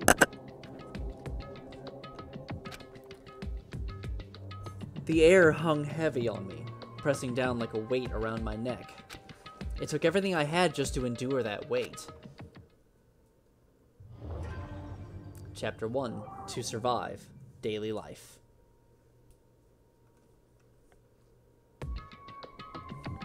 But for as heavy as the air felt, all it took to pierce it was her sharp words. So, what are you going to do now? Hey. Just stand around glaring at each other? Her pointed comment was directed at everyone in the room. It helped pull us all back to reality. Right. She's right. Listen to me! Sometimes, even if you're nervous or afraid, you just have to step forward. To forget such a simple fact. I can't forgive myself. I'm so ashamed. You hear me? Please, someone hit me. I can't forgive myself. Somebody hit me. Punish me. Huh? Jesus, if you have time to yell about it, you have time to do something about it. However... Perhaps, but what is the mission exactly? Stupid. Idiot. To look for a way out. Duh. What the... And we totally need to find whoever was controlling that stupid bear and beat the hell out of him. But before we do all that, maybe we should take a look at the handbook. It's probably best to check out the school regulations Monokuma mentioned before doing anything else. This is fine. True. If we stumble around with no clue what the rules are, something like that might happen again. Shit. Alright. Fine. So then... Let's hurry up and check out the stupid rules already. Hey, TK Otal. Welcome back. After turning on my e-handbook, the first thing that appeared was my name. So just like Monokuma said, the owner's name showed up front and center. Then from the main menu that popped up, I selected the school regulations icon. An itemized list appeared on screen. It was the school regulations. In other words, the rules being imposed on us all. Nymph, you're already an e-girl. Students may reside only within the school. Leaving campus is an unacceptable use of time. Nighttime is from 10 p.m. to 7 a.m. Some areas are off limits at night, so please exercise caution. Sleeping anywhere other than the dormitory will be seen as sleeping in class and punished accordingly. With minimal restrictions, you are free to explore Hope's Peak Academy at your discretion. Violence against Headmaster Monokuma is strictly prohibited, as is destruction of surveillance cameras. Anyone who kills a fellow student and becomes blackened will graduate unless they are discovered. Additional school regulations may be added as necessary. Feeling a slight dizziness, I raised my face up from the screen. As I looked around, I saw the stormy expression on everyone's faces. Stop fucking around! This is bullshit! What the hell kind of rules are these? I'm not gonna let them control me! Well then, why don't you wander around the school without a care in the world and see what happens? Personally, I would love to see what happens when someone breaks one of the rules. However... But if he got punished like what we saw before, I don't think there'd be a respawn waiting for him. Yo. Ever since I was a kid, I grew up with my older brother pounding this into my head. When a man makes a promise, he has to keep it, even if it kills him. And... So what? What? I've made a ton of promises that I still have to keep. That's so what? Piece of shit! So I can't afford to die in here. None of that made much sense to me, but you were saying you will follow the regulations. Is that it? That's true. Huh? Oh, well. Yeah, I guess you're right.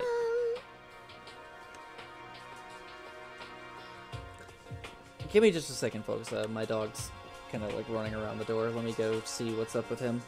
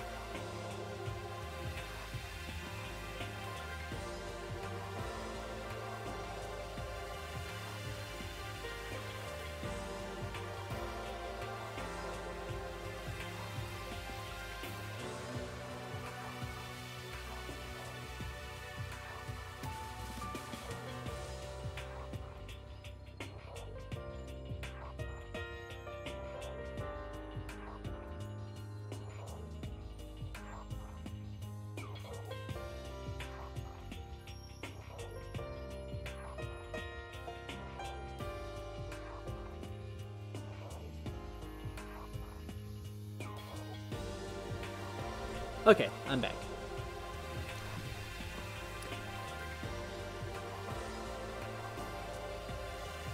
Hey, I have a question. For regulation number 6, what do you think it means exactly? Anyone who kills a fellow student and becomes blackened will graduate, unless they are discovered. You're talking about the second half, right? Where it says unless they are discovered? I was wondering about that myself. It's saying that if you want to graduate, you have to kill someone without anyone finding out it was you. But why? Why do we have to do that? I don't see any reason to worry about it. Just worry about following the rules as they've been explained to us. Such ignorance. Frankly, I don't want to hear anything from someone who waits for others to decide what to do for them. Don't jab at me. Give me a break. More like a full-on stab. Well, for now, let's forget all that silly junk about murderers or whatever. Okay. Now that we know the rules, let's start exploring the school. True. We need to find out where exactly we are. Is there any way out? What about food and supplies? You understand? There are tons of questions we need to answer. Let's do it! Damn straight. Okay, then let's all start looking around. I'll be going alone. What? What? Why? That's a pretty stupid idea, don't you think? Someone here might already have started thinking about murdering one of us. Are you saying we should stand around with them in our midst and make it that much easier for them? Yes. Yes, Togami.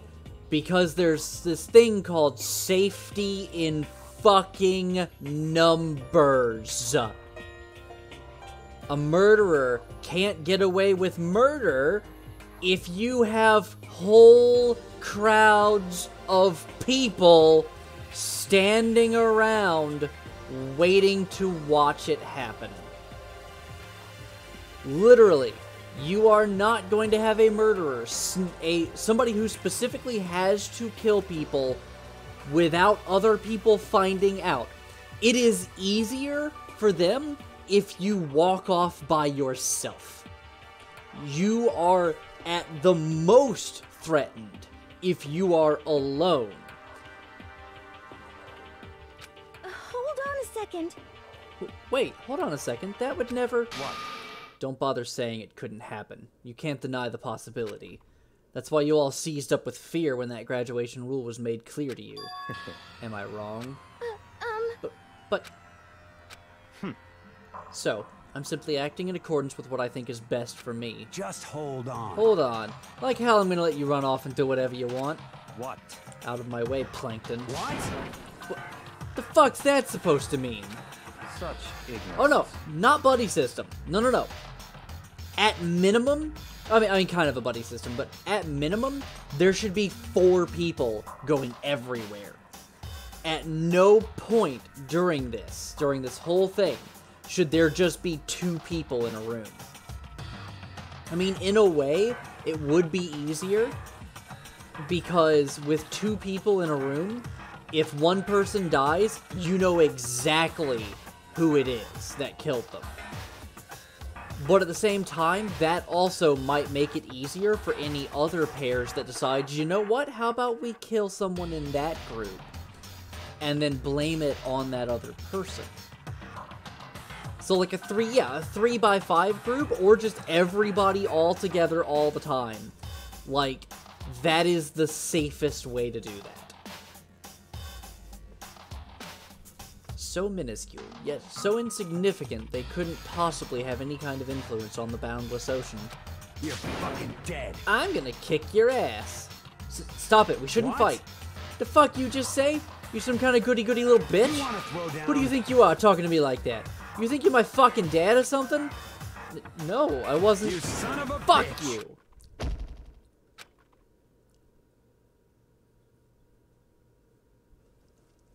I mean, hell, Nymph. There would still be the possibility of entering a shower by yourself, as long as you have, like, 3 people keeping guard.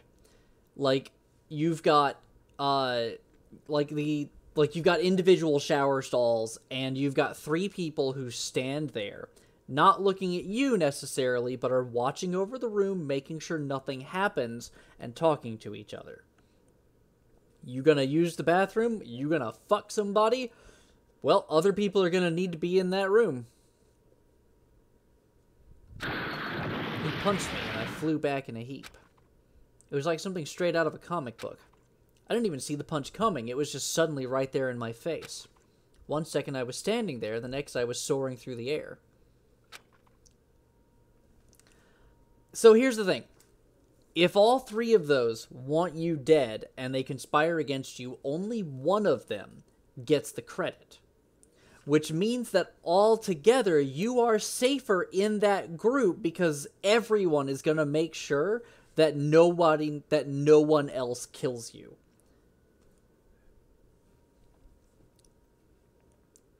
Now, what would be really bad is the 3x5 groups, is that each of the groups becoming tribalistic and deciding, you know what?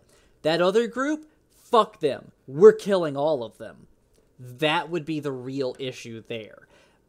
But the 3x5 might help in that way because you've got 3 different groups. The third group might look at the second group and go, huh, you're not doing that. We're not letting you get away with that. That is, it's literally the only way that I could think of for that to happen. And at that point, like, you start forming societies and shit like that. At that point, you've rebuilt civilization in this tiny little building. The kind of people I'd been trapped here with. My common sense had just stopped functioning. Being around all these ultimates had blown my fuses. So I guess I shouldn't be surprised it led to something as absurd as this. But I just lost track of that sense of reality. That was my last thought as my consciousness started to fade, before it finally cut out completely. I gotta plug in my phone. That's where my chat is. Hold on. Okay, there we go. And when I finally opened my eyes again, what I saw was... Huh?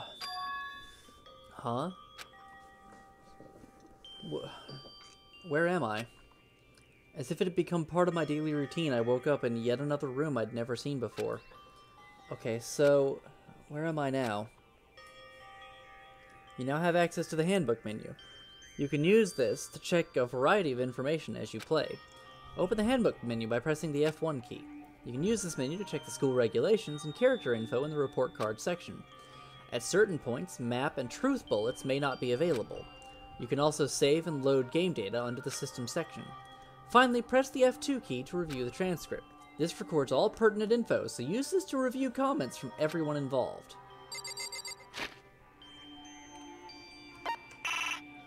Review evidence and witness accounts you've made a record of. View what personal belongings you have on you. 114 presents, huh?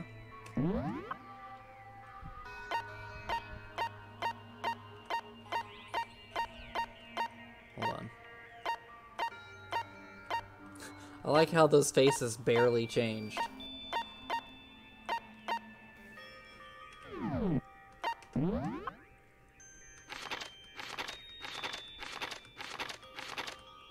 Okay. Here we go. I like how turning the BGM all the way to the bottom does not turn it off. There's no way to turn the sound off in this, which is kind of cool. Thought the top right was something like voice recording. You know, I was wondering what that was. I admit I was very curious.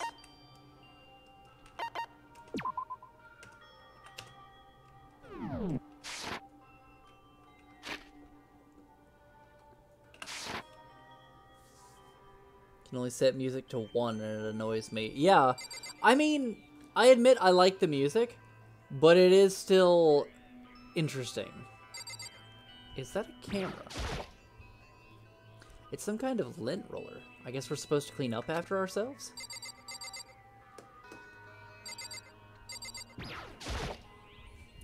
It's a notepad. I guess the school must have given one to each of us. A surveillance camera. I hate the idea that someone might be watching me right now. We're not allowed to mess with the camera, so I'd better make sure I don't touch it. This must be the key to the room. My name's written on the keychain, which means it must be mine, right? I'd better hang on to it for now.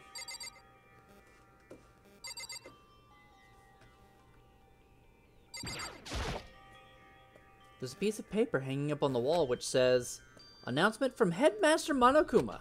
Each room's lock has been designed to completely protect against tampering or lockpicking. Remaking an individual room key is quite troublesome, so please make sure not to lose yours. Your room comes furnished with a shower, but please note that the water is turned off at nighttime. Also, the bathrooms in the girls' rooms include a lock of their own. Finally, we prepared a small gift for each of you. For the girls, a sewing kit, and for the boys, a tool kit. Wow. Sexist as fuck. The sewing kit includes a map of the body's vital organs. One stab will do the job, girls. For the boys, we believe a strong blow to the head with any of the tools should be ample. Don't think, just feel, and let's all enjoy ourselves. I crumpled up the sheet of paper and threw it in the trash. There's even a TV here. This would appear to be the bathroom. Huh? It's not opening. I guess it's locked. Which removes music on the load screens but doesn't get rid of the music that happens in the game world, like from speakers in the physical game world, which means there's always a weird sound bleed with whatever music I am listening to. Yeah.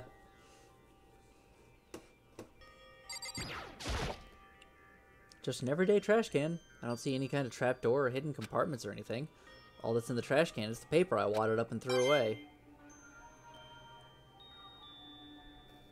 But, the hell did I just get?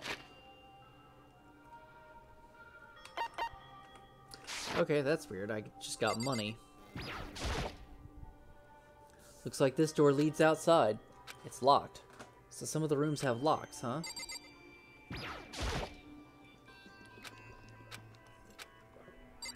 Uh-huh. So... how did I access my inventory again?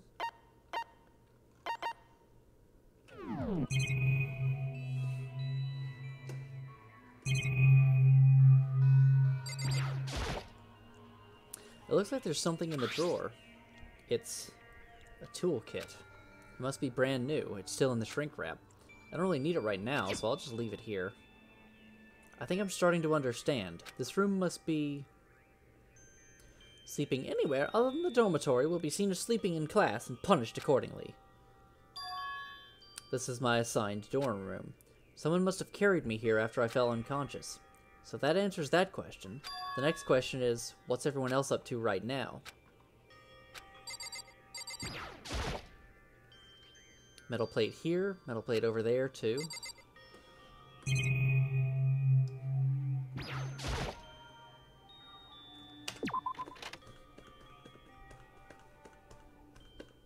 I rushed out of the room to meet up with all the others, but there was someone waiting for me there. It was like something out of an old TV show. Wham! Sayaka! Nice pinup shot, game. Sayaka? Sorry. Are you okay? I'm fine. I hope you're okay. Sorry about that. She had an embarrassed smile on her face. I stood up slowly. Are you okay, Sayaka? Are you hurt? You make it sound worse than it is. I'm completely fine. I know how I look, but I've actually built some pretty good muscle jumping up and down on stage. Oh, that's good then. But are you okay? You know, from when Mondo hit you. That's true. I got knocked out right there in front of everyone. I guess I revealed my lack of cool right from the beginning. Makoto. Oh, I'm fine. Nothing wrong here. That's good. That's good. I was kind of worried. Thanks. By the way, what are you doing here? Actually, I came to get you. You came to get me? Listen. Well, if you really are feeling better, I was hoping you could come to the dining hall. The dining hall? You see. After you got knocked out, everyone decided to go and do their own thing. We decided it would be more effective if we split up to investigate. So we agreed to get together later on and talk about what we'd each found out. So does that mean it's almost time to get back together? If that's what's going on, then of course I'll go with you. That's good. Good. I'll go ahead and meet you at the dining hall then.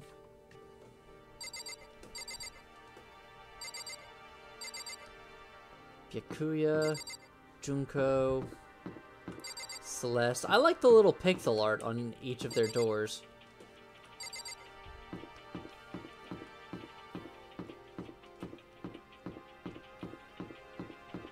So there's a few things here. Everyone's meeting up at the dining hall. Oh, come on. Let me fucking explore, game.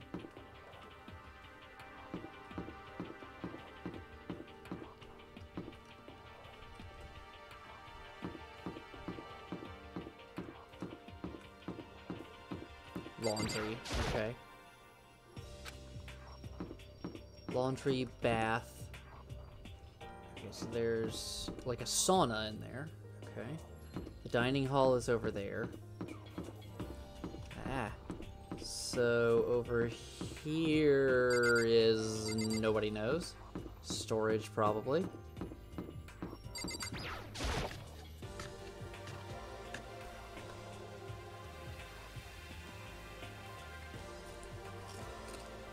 This must be the dormitory dining hall. Excuse me. It looks pretty clean, so that's good. I guess that's not really important right now, with us being prisoners here and all. Yeah, that's true. Nobody was there waiting for us. We don't really have much choice. I guess we should just wait here for now. Huh? You heard that? Like I said, I'm psychic. Come on, I'm just kidding. Seriously, I just have amazing intuition. Is it really just intuition? It's kind of sudden, I know, but here comes a tutorial. Right now, I'd like to talk about reactions. You're going to be talking to Sayaka, right? Well, while you're talking to her, some purple words are going to appear. Here's how they work. Oh, are you familiar with reactions? Well, just in case, let me explain. When purple words show up, if you press the right mouse button, you'll go into reaction mode. At this point, you can use the WASD to make a selection and the left mouse button to confirm it. Also, when it comes to that dialogue, you can review whatever you talked about to look for more info. Talking to someone about things like this is called a reaction. Okay, do your best to enjoy your ever-important school life. Ah, have you gone ahead and used it already? Well, that's just wonderful. Make sure you keep it in mind as the story keeps on moving forward. So, I would like to point something out. While in the school rules it did say that being outside the school property was seen as a poor use of time, it is also true that they did not say that we can't break the fucking windows. Start grabbing tables and chairs and break that shit down. Even the most shatterproof glass will come down with enough time and effort.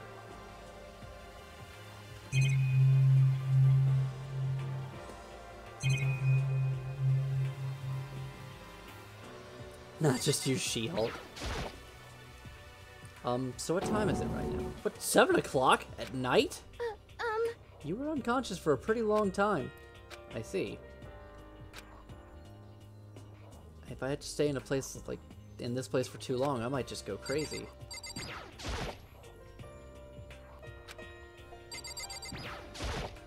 Hey, By the way, Makoto. Huh? What is it? Well, it's just... I know this is kind of continuing the self-introduction thing, but I wanted to ask you something. Continuing our self-introductions? We kind of got cut off before, but I had a question I wanted to ask you. Sayaka wants to ask me something? I wonder what it is. Now I'm really curious. Hey,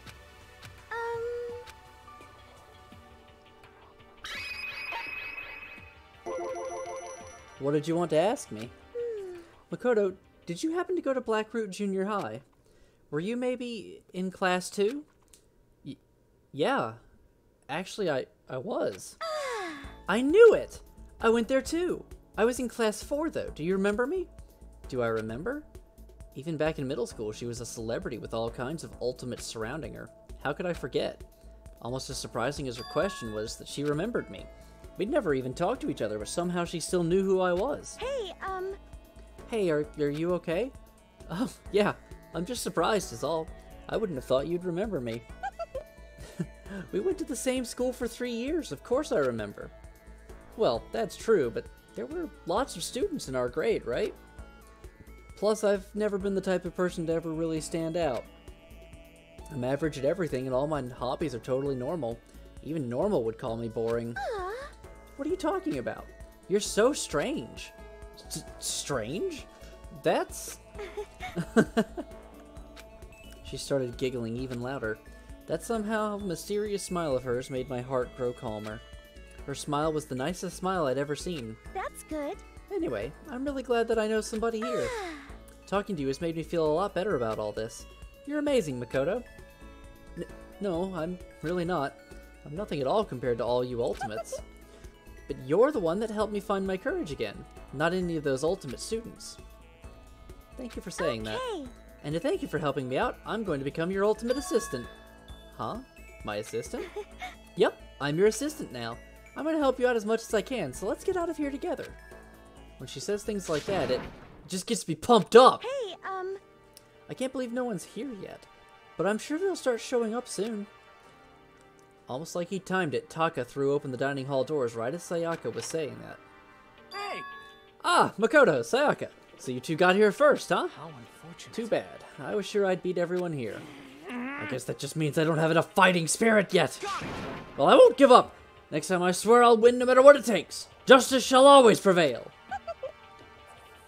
That's a bit much, don't you think? And soon after that, everyone else came strolling in, one after another. I know, right, Nymph? He needs to get off the justice for a bit. After a few minutes, everyone had gathered in the dining hall. Okay, it looks 2, like 3, everyone's 4, here. 5, 6, Time to 7, start the 8, meeting. 9, 10, 11, 12, 13, 14, and... Wait, no, hold on. 2, 3, 4, 5, 6, 7, 8, 9, 10, 11, 12, 13, 14. Someone's missing. Purple hair lady. Purple hair or purple eye lady. She's not in that picture. Kyoko. She's not in that picture.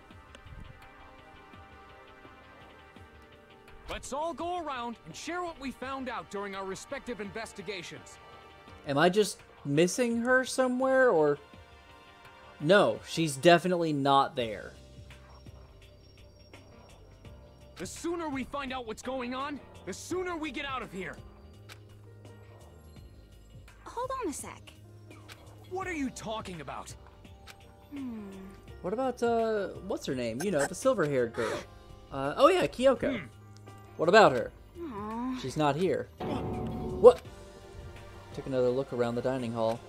Sure enough, she was nowhere to be seen. I wonder where she went. Has anyone seen her? But everyone just shook her head. Huh? Wait, so nobody's seen her? Why hasn't Kyoko shown up yet? Could it be because... Yes, indeed. Give your all to a... Is it possible? Was she really? No, I'm just overthinking things. Darn it, Kyoko. You're really going to be late like this on the first day of school? Not only is she late, she didn't tell anyone she would be late. A most unbecoming personality trait. You're being a real jackass right now, you know that? Well, what do you want me to do? Punctuality is everything. Now then, I declare the first session of the Hope's Peak Academy briefing meetings has begun. Makoto, actually, first of all, I've talked enough. Maybe we should listen to what everyone else has to say. Okay, let's do that. You know. Huh? What's up? I feel like I really have become your personal assistant, don't you agree? I may not be the best assistant in the world, but I'll give it everything I've got. No, you've already done so much as my assistant.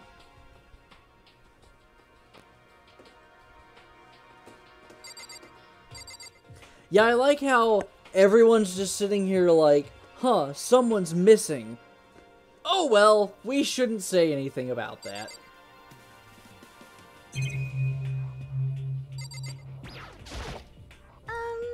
Okay, so since you're in the dark about all this, let me lay out what's been going on.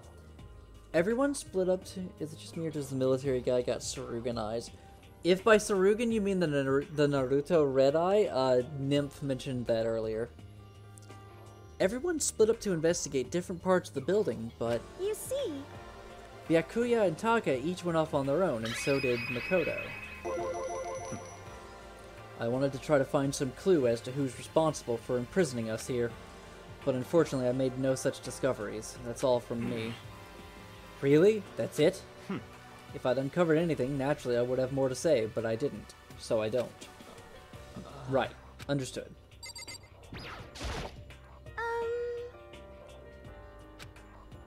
You see...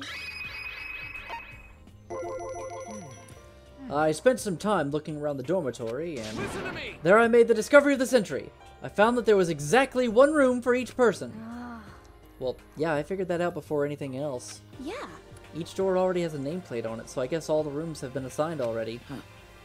And each room key was attached to a keychain with the owner's name precision etched onto it. Which confirms that the room I was in earlier is, in fact, my room. And plus... And Chihiro and I found out that all the rooms are totally soundproof. Your next-door neighbor could scream their lungs out and you wouldn't hear a thing. Well, each room also had a private bathroom, which could also lock. But it looked like there were only locks on the bathrooms in the girls' dorms. Huh? But when I checked my bathroom door before, it definitely seemed like it was locked.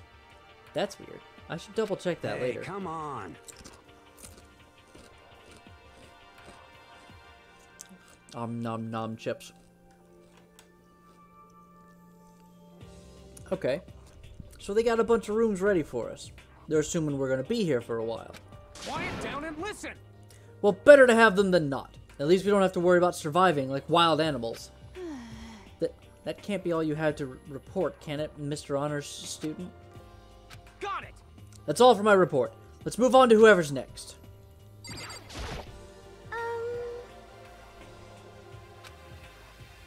You see... Okay, so they went off.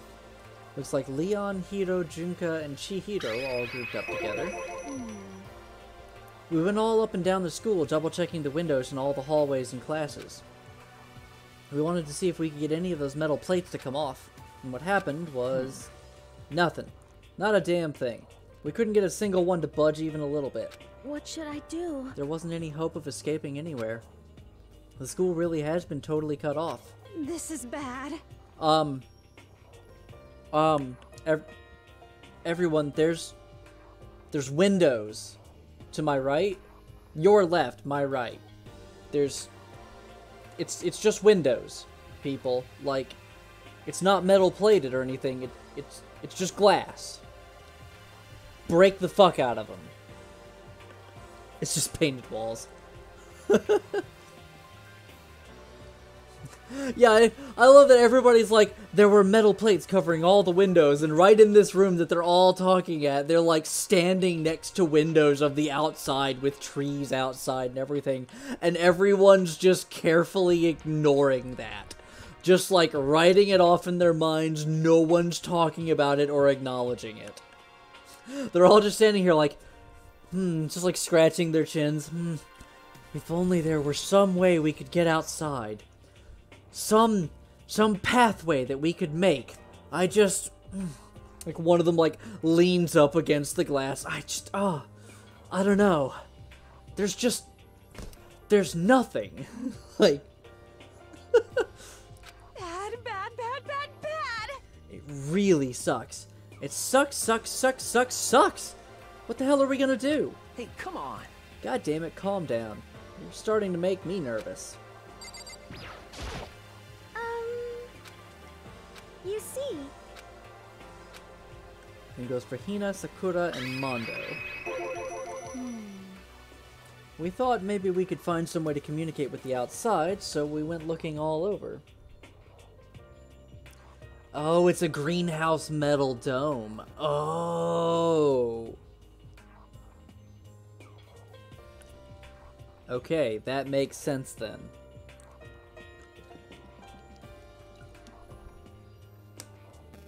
We thought maybe we could find some way to communicate with the outside, so we went looking all over. Sorry. Looks outside poignantly. This rain reminds me of the outside we can never get to. Yo. I went back to the main hall, thinking maybe we could do something about that giant hunk of metal. What? But even with Sakura and me both, it wouldn't budge. We hit it with desks and chairs and nothing. Shit. It was as hard as, like, metal. Yes, indeed. Well, yes, it is metal. Anyway, if we're gonna get out of here, it's not gonna be through there. I feel like I could just cry. But no, I have to hold it in. I have to manage my hydration. So then... I shall tell you what happened next. It has nothing to do with communicating with the outside world, but it's still worth worrying about. In both the school and dorm areas, there was a set of stairs leading up to another floor. But there were gates there, and we couldn't find any way to open them, so we couldn't check it out. In other words, at this point, we are only able to search the first floor. However... We can further assume that there is potentially something above the second floor as well. And if that's the case, there is at least a chance it may lead to a way out. Okay, yeah, Sonic, I see what you're saying. Looking out this way, yes, there is not a sky out there. There's just like a giant metal wall. I see what you were saying.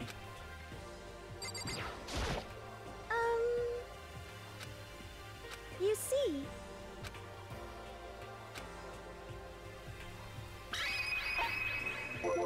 Let's see. If I am being honest, I can't quite say we acted as one. Rather, we did nothing as one. We spent the entire time in the gym. Most unfortunate. Excuse me.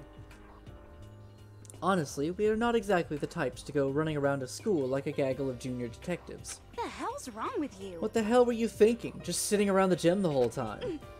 Well, it's not like any of you invited me along. Nobody said, hey, come with us. I blame you for leaving me out. It's your fault. What the? If you wanted to go with someone, you should have just said something. Forget it. Like I'd want to go anywhere with a dirty wow. Huh? Slut? Your mind is as thin as your body. Make me sick to my stomach. I don't even know how to react. How can you say something so awful to someone you just met? Hey, come on. Alright guys, everybody just calm down, okay? All this stress is bad for your skin, you know? Yeah, it sounds like you two are so close now, you're fighting like sisters.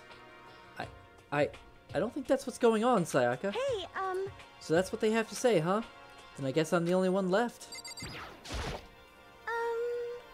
Yeah, that was some serious body shaming. And yeah, writer girl seems like a massive judgmental asshole. Mostly due to her own inferiority complex, but way worse. I found a fridge in the back of the kitchen and it was overflowing with all kinds of stuff. That's good. I guess we don't have to worry about food at least. Sure, for now. But even with all that, there are 15 of us. How long can the food last? You can just eat sesame seeds or something. Huh? What am I, a parakeet? I don't think we have to worry about it. All the food gets restocked automatically each day. At least that's what Monokuma said. You saw him? Okay. Yeah, he came out of nowhere while I was checking the fridge, told me that, then disappeared again. He was so fast, I can't believe someone could have been moving him around with a remote control. That's... A weaponized toy that can just appear from nowhere. I can't tell if we're supposed to be afraid or not. But was everything okay? He didn't try to, like, eat you or anything. Huh? Eat her? What do you mean by that? Oh, oh my god, they even had the fucking heavy breathing. Oh my god. Get your fucking mind out of the gutter, dude. Come on, man! You bastard! What the hell, fatty? You're acting like some kind of sleazy drunk dude. Actually... Not like there's a good kind of drunk dude. Hey, stop screwing around, all of you. Are you still asleep or something? We're prisoners here. We could all just die any second. Shit. She's right. We can't be making stupid jokes right now. We gotta do something or... A voice cut through the noise, interrupting Mondo. Excuse me. You're all spending an awful lot of time yelling and carrying on. Do you really think you can afford to do so? Have none of you accepted the reality of the situation? Kyoko! Where the heck have you been? We already started the meeting without you! She didn't say a word. Instead, she just dropped a piece of paper on the table. Huh? What's this? It appears to be a map of Hope's Peak Academy. A map? What the... Where did you find this? Well... It doesn't matter where I found it. It does matter! You're really freaking us out right now. But more important... Never mind that. What's it mean? It would seem... Just look at it. The building we're in right now is laid out in precisely the same way as Hope's Peak Academy. So what you're saying is, this really is Hope's Peak Academy. It's true. Well, in terms of its construction, yes. But it looks like it's had a number of strange renovations done to it. Renovations? However... I don't know all the details yet. All I found was details about the first floor. But then, this really is Hope's Peak. We didn't get kidnapped and taken to some other place. So stupid it's not even possible. This is where the country's future elite are supposed to come and learn? But if this really is Hope's Peak, where are all the other students? Hey, come on guys. Let's just stop talking about all this, you know, negative stuff. But aren't you worried? Things don't look good. Yo, Worried? What's there to be worried about? I mean, this was all planned out, right? People in charge of Hope's Peak put this all together, right? Man, if I got stressed out every time something like this happened, I'd have ectoplasm shooting out my mouth. You know? Good things come to those who wait, right? So we just gotta chill and everything will work itself out. What's your problem? Why are you laughing? What's so funny? I'm just happy, that is all. It seems splitting up to investigate was a good idea after all. Haven't you been listening? Looking around was a total waste of time. We didn't find a way out, didn't find what's behind this. We still have no idea what's going on. Huh? Is it not crystal clear to you what is going on? Are you okay with It is this? perfectly obvious that we have been imprisoned in some secret location with no way out. None of us had any response to that. We didn't want to accept that reality, but it was staring us right in the face. You didn't have to go and say that. I was trying to not to think about it. No way out. We're trapped here. What are we supposed to do? It's very simple. If you want to leave, you just have to kill. Don't even joke about that. Everyone just calm down, please. We need to stop and think about what to do from here. Seems like... There's got to be something we can do. All we can do is adapt. Adapt to living our lives here from now on. Live here? Are you saying we should just accept it? Do you understand? A lack of adaptability is a lack of survivability. Survival is not based on who is the strongest or the smartest. It comes down to who can adapt. Actually... As someone who has come out on top more than once, I have a suggestion. What? Huh? What do you mean? We all understand that we are trapped here, which means we will be spending the night. However, you all remember the rule regarding nighttime, right? Nighttime is from 10 p.m. to 7 a.m. Some areas are off limits at night, so please exercise caution. Sleeping anywhere other than the dormitory will be seen as sleeping in class and punished accordingly. Let's see... So regarding this nighttime, I think we need to add a rule of our own. What do you mean? Going out at nighttime should be prohibited altogether. School regulations do not actually tell us not to go out at night. I would like to make it official. But why? Are you okay with this? The way things are now, every time night comes, we will all start to get worried and anxious. We will all be afraid someone might try and come kill us. What? If we have to worry about that night after night for who knows how long, it will wear us down in no time. I see. So you're suggesting we limit our activity at night as a kind of preventative measure. Indeed. However, unlike the other rules, nobody can be forced to comply. We all have to agree to follow it. What can we do? I see what you mean, but I think I can agree to that. It's like the little goth Lolita said. Without something like that, we're just gonna self-destruct. Listen to me! On behalf of all the men here, I agree to comply. What? Hey, you can't just decide to speak for us. This is fine. So everyone is in agreement? Good. Then if you will excuse me. Huh? Wait, where are you going? Let's see... It is almost nighttime. I want to take a shower before it arrives. I hope you are well. So, goodbye. Moving with pure elegance, Celeste left the dining hall. Her behavior seemed so natural, I couldn't imagine anyone even trying to stop her. So I guess it's pretty obvious where we go from here. We'll be spending the night, it looks like. Adaptability. So, Mr. Chairman, what's next? One person already left.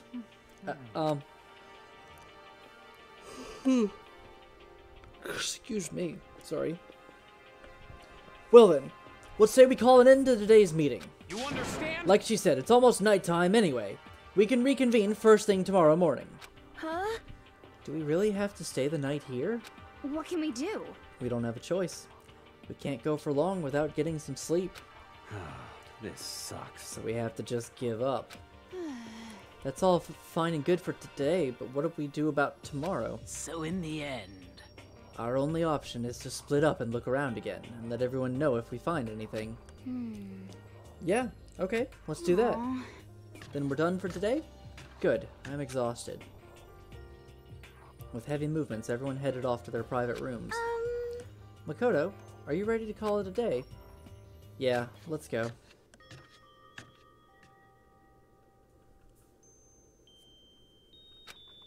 Is this really where I'll be staying for the foreseeable future? Oh, that's right. I should check the bathroom one more time before I go to bed. Only the girls' bathroom should have locks on them, right? Alright, let's open it up. It's no use. It really is locked. Bzzzt. Wrong! Not locked! Holy crap! Jeez, talk about an overreaction. It's like you just saw a ghost or something. What? Like some kind of robot bear ghost. What are you doing here? What? Makoto Naegi, this is super duper majorly bad. So bad it's almost magical. Ultra magical awful attack. In point of fact, I acknowledge that the bathroom in your room has a problem with the door frame. Wait, so the reason it won't open isn't because it's locked? The door just doesn't fit?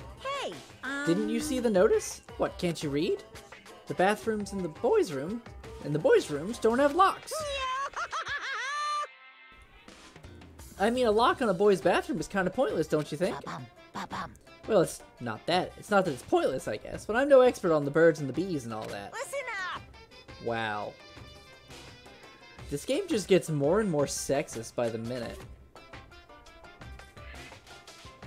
Anyway, there's a little trick to opening this particular ill-fitting door, and that's what I'm here to teach you. Okay, ready? So you just gotta turn the doorknob, then lift up while you pull. Yes, indeed. Go ahead and give it a try. Turn the knob and lift the door up while I pull. When I did that, the door opened without a problem. See? It opened right up. Isn't that crazy, though? Your door's the only one that doesn't fit quite right. You're supposed to be the ultimate lucky student, right? But looks like you're not lucky at all. Anyway, I suddenly don't feel like being here anymore. Bye!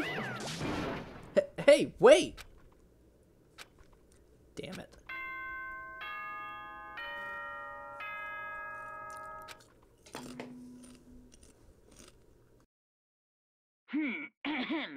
This is a school announcement. It is now 10 p.m. As such, it is officially nighttime. Soon the doors to the dining hall will be locked, and entry at that point is strictly prohibited. Okay then, sweet dreams, everyone. Good night, sleep tight. Don't let the bed bugs bite.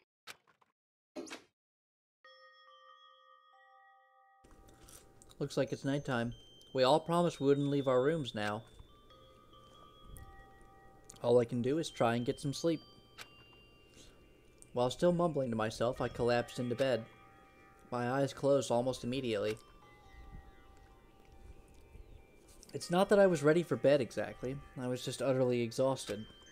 It was as if I'd spent an entire day staring at a TV watching movies. Or like some kind of illusion where I'd been tossed into a made-up fantastical world. Yeah, that feels about right. There's no easy way to just accept the situation we've suddenly been dropped into. So this is how the curtain closed on my first day at Hope's Peak Academy. Soon enough, I was asleep. Would it be too much to hope that when I woke up I'd realize it was all a dream?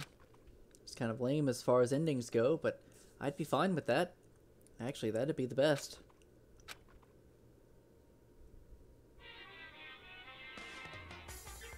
Monokuma Theater. In any normal school, Mr. Monokuma would be a kind teacher, but when I think about what's coming up, I'm just so full of pride and joy. Our ceremony earlier today was absolutely splendid. Thank you all very much. Remember that you're all students of Hope Peak Academy and strive to refine your ideals. I swear to you, I will send you all off into a new tomorrow!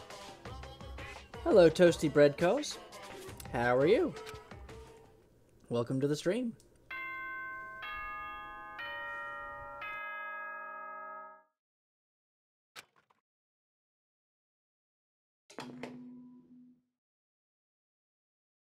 Good morning, everyone!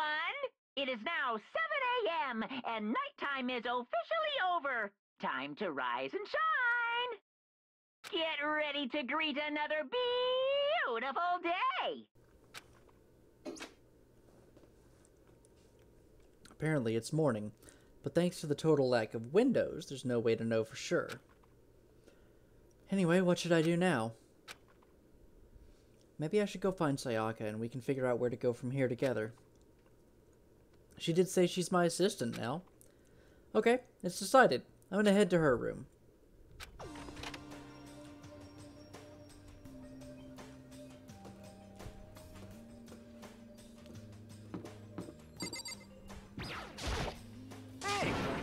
morning, Makoto! Good morning. Yes, morning greetings are quite a delight. Such an energizing way to start the day. You understand? Now then, let's make sure we both do our very best throughout the day. Sure. I wonder if he's always like this.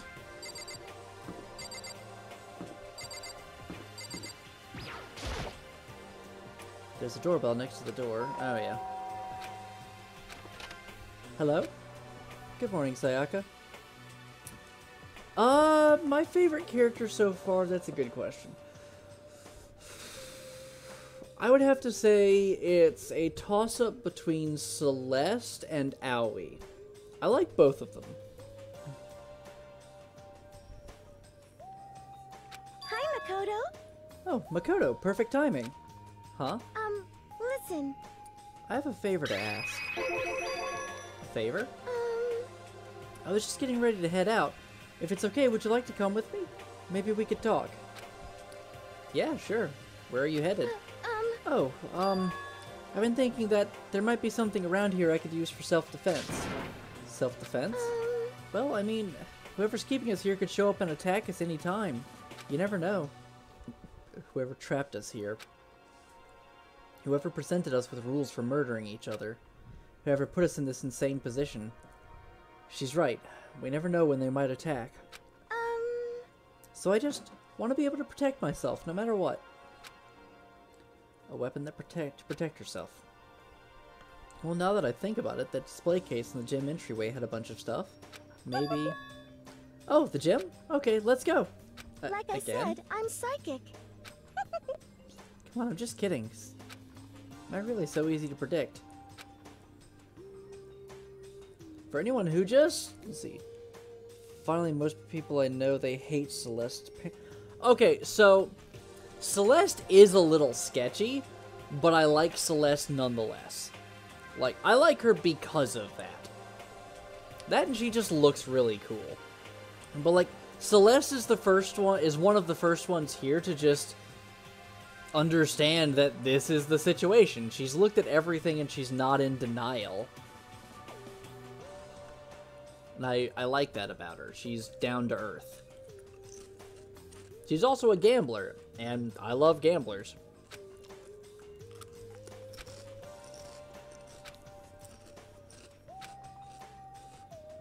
Can't teleport to places you haven't been or places that are blocked off. Okay.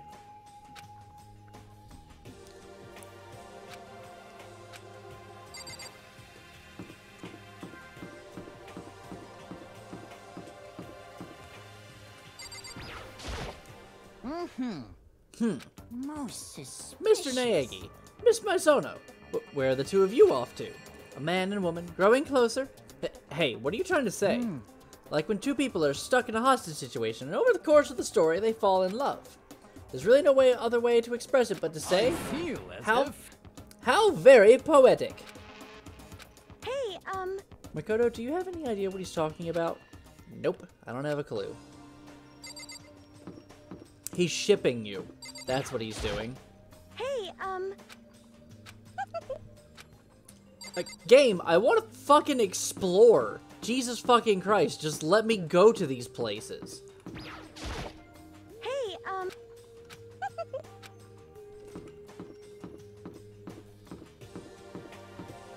Fucking fine, I guess I'll just get the fuck out of here and go along your linear fucking path.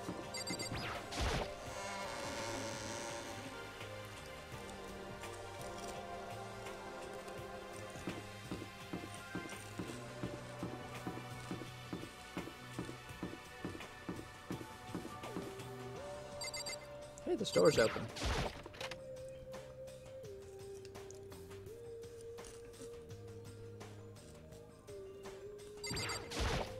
hi. Hey there, Makoto.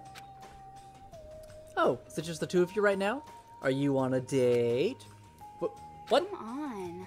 Damn, Makoto. I never would have guessed, but you're a total player, huh? No, it's nothing like that. I'm his assistant. To be dismissed just like that is somehow... Huh? His assistant? What is that, like some new kind of roleplay thing? Sorry. Well, whatever. What you're into is your business. I don't judge. Anyway, if you don't mind, let's just head to the gym already.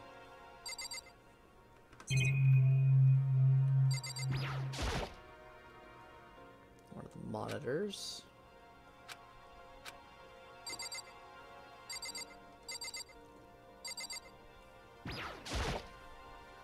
A vending machine.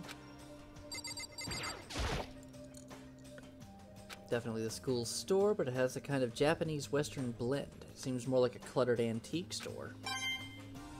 Hey, another token. What's this? Oh, maybe if I turn the knob, a prize will come out.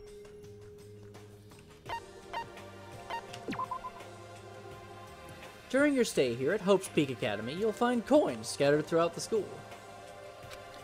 These monocoins are treasures valued by kings and thieves alike. You can use the handbook menu to see how many monocoins you currently have. And if you put the coins in this machine here, there's a chance you could win a prize. The more coins you use, the better chance you have of getting something new. Check the presents section of the handbook menu to review your prizes. Let's hold off on that.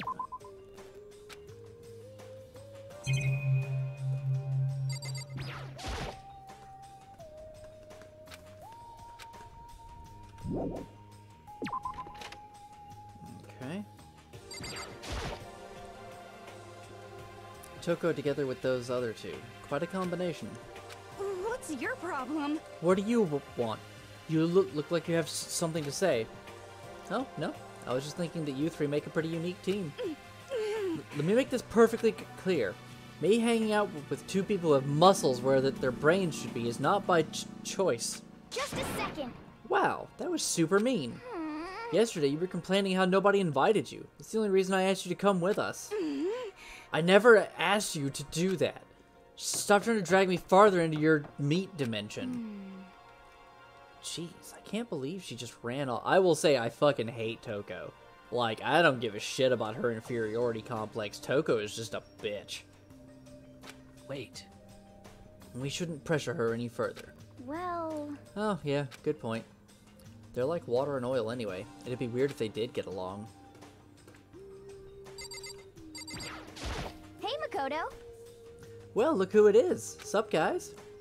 What are you up to? Yeah. We're picking up where we left off yesterday. I'm really hoping we find something today. If we do, I'll be sure to let everyone know as soon as possible. We have to find some way out of here, no matter what. And that's why you went with Hina and Toko? However... Well, Hina's the one that invited Toko. I have trouble talking to people directly. Ah, understandable. I love Sakura, too. Sakura's just really cool.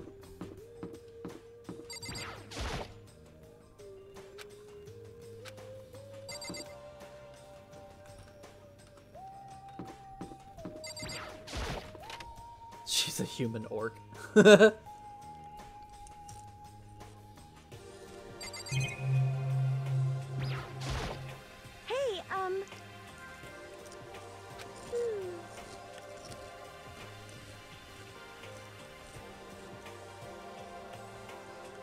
Nom nom. Yeah, I'm sure I'll find something in the display case I can use.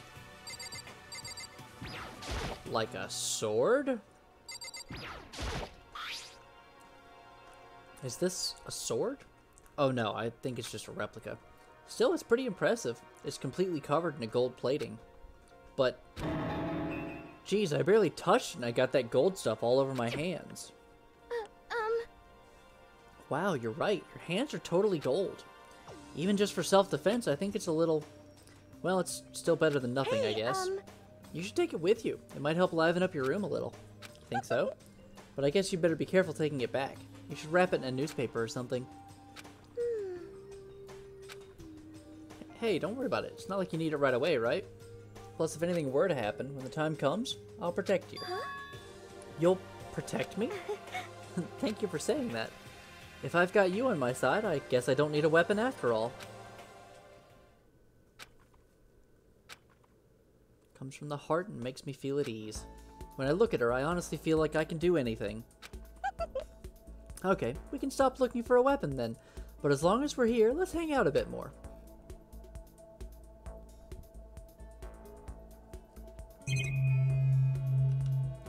else in this room to look at? Not especially. Okay.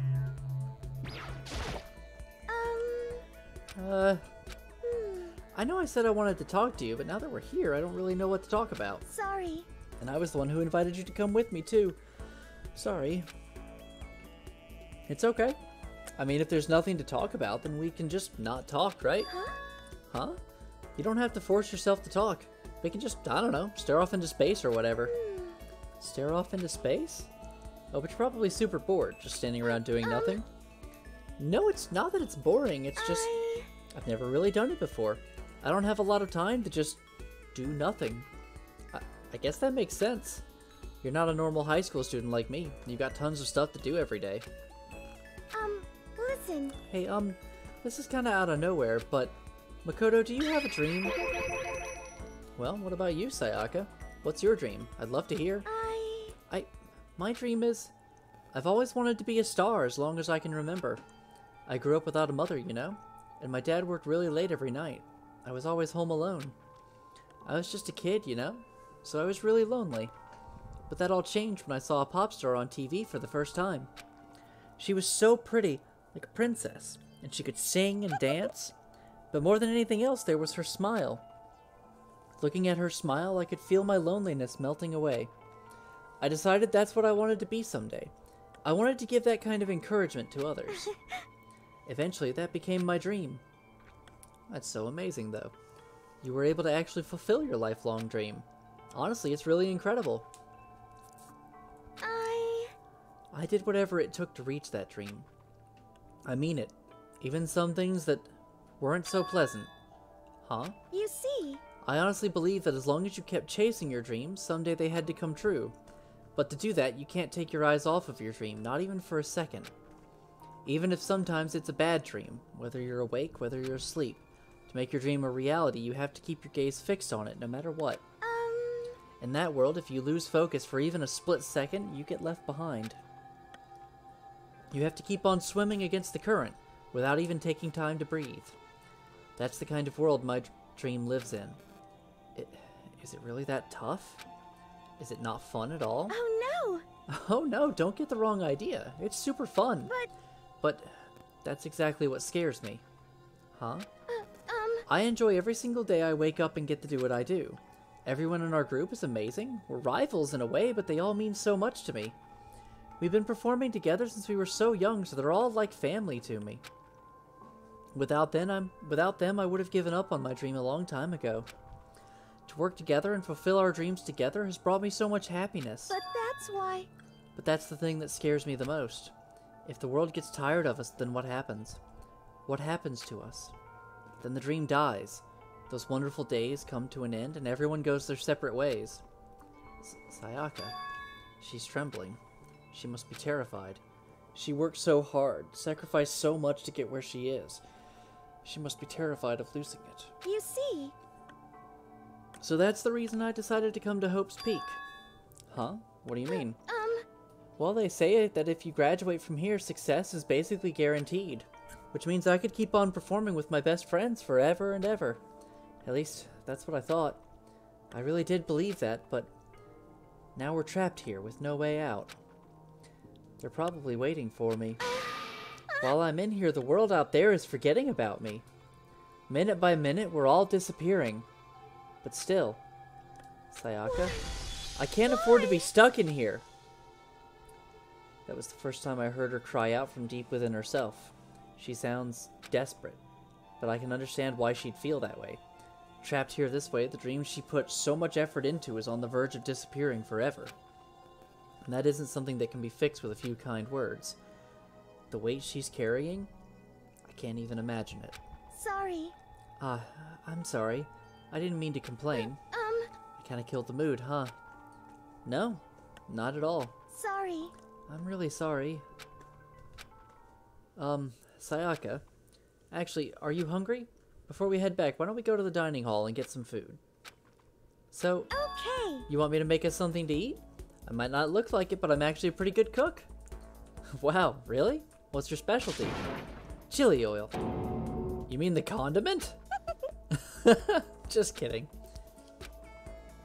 Her earlier mood disappeared, replaced by the bright smile I'd quickly grown used to.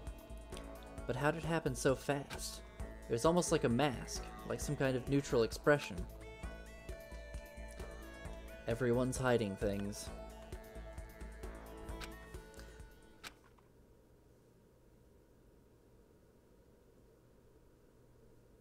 I did take the sword. The only thing in my room is a fake sword covered in gold. All it does is make me feel that much more uncomfortable. Anyway, there's still plenty of time left in the day. I really don't feel like just sitting here. Maybe I'll take a look around. You're about to have your first experience with free time. Which, Jesus. As you live out your school life here, you will be given free time at certain points. During your free time, you can spend your time with your fellow classmates to deepen your friendships. You can also give them presents, which can potentially give them an even better impression of you. You can get these presents from the Mono machine in the school store. Come by early and often. At certain points, you'll witness intimate events, and new info will be added to each person's report card. These events can also open up new skills, which will prove useful as everything plays out. We strongly encourage you to develop and deepen as many friendships as you can.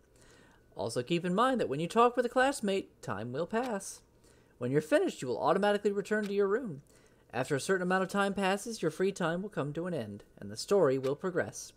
If you'd prefer not to engage in free time, you can always choose to simply go to sleep to skip it. We wouldn't recommend this approach, but if you absolutely must press forward with the story, then... Anyway, why don't you try it out by spending some time with Miss Sayaka Maizano? She's the ideal partner to begin with, don't you think? Let's see. What we're gonna do is go to the system and save the game. I think that is pretty good for now. I have to get ready for my Wrath and Glory group. So let me see about setting up a raid. Definitely going to be coming back to this. Ooh, one of my fellow cast members in Under Fractured Sky is actually streaming right now. Shit, I didn't get the announcement that Lady D had raided me. What the fuck? The thing didn't pop up on that. D, if you're still there, thank you for that raid. I will send her a message about that in a minute as well. But let's go say hi. Let's go say hi to Cheryl. She's currently drawing something. I think you'll all like her. She's pretty awesome. She's, did that set up the raid? What the fuck? Did it not? Hold on.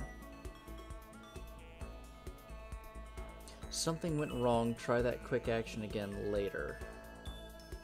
Weird.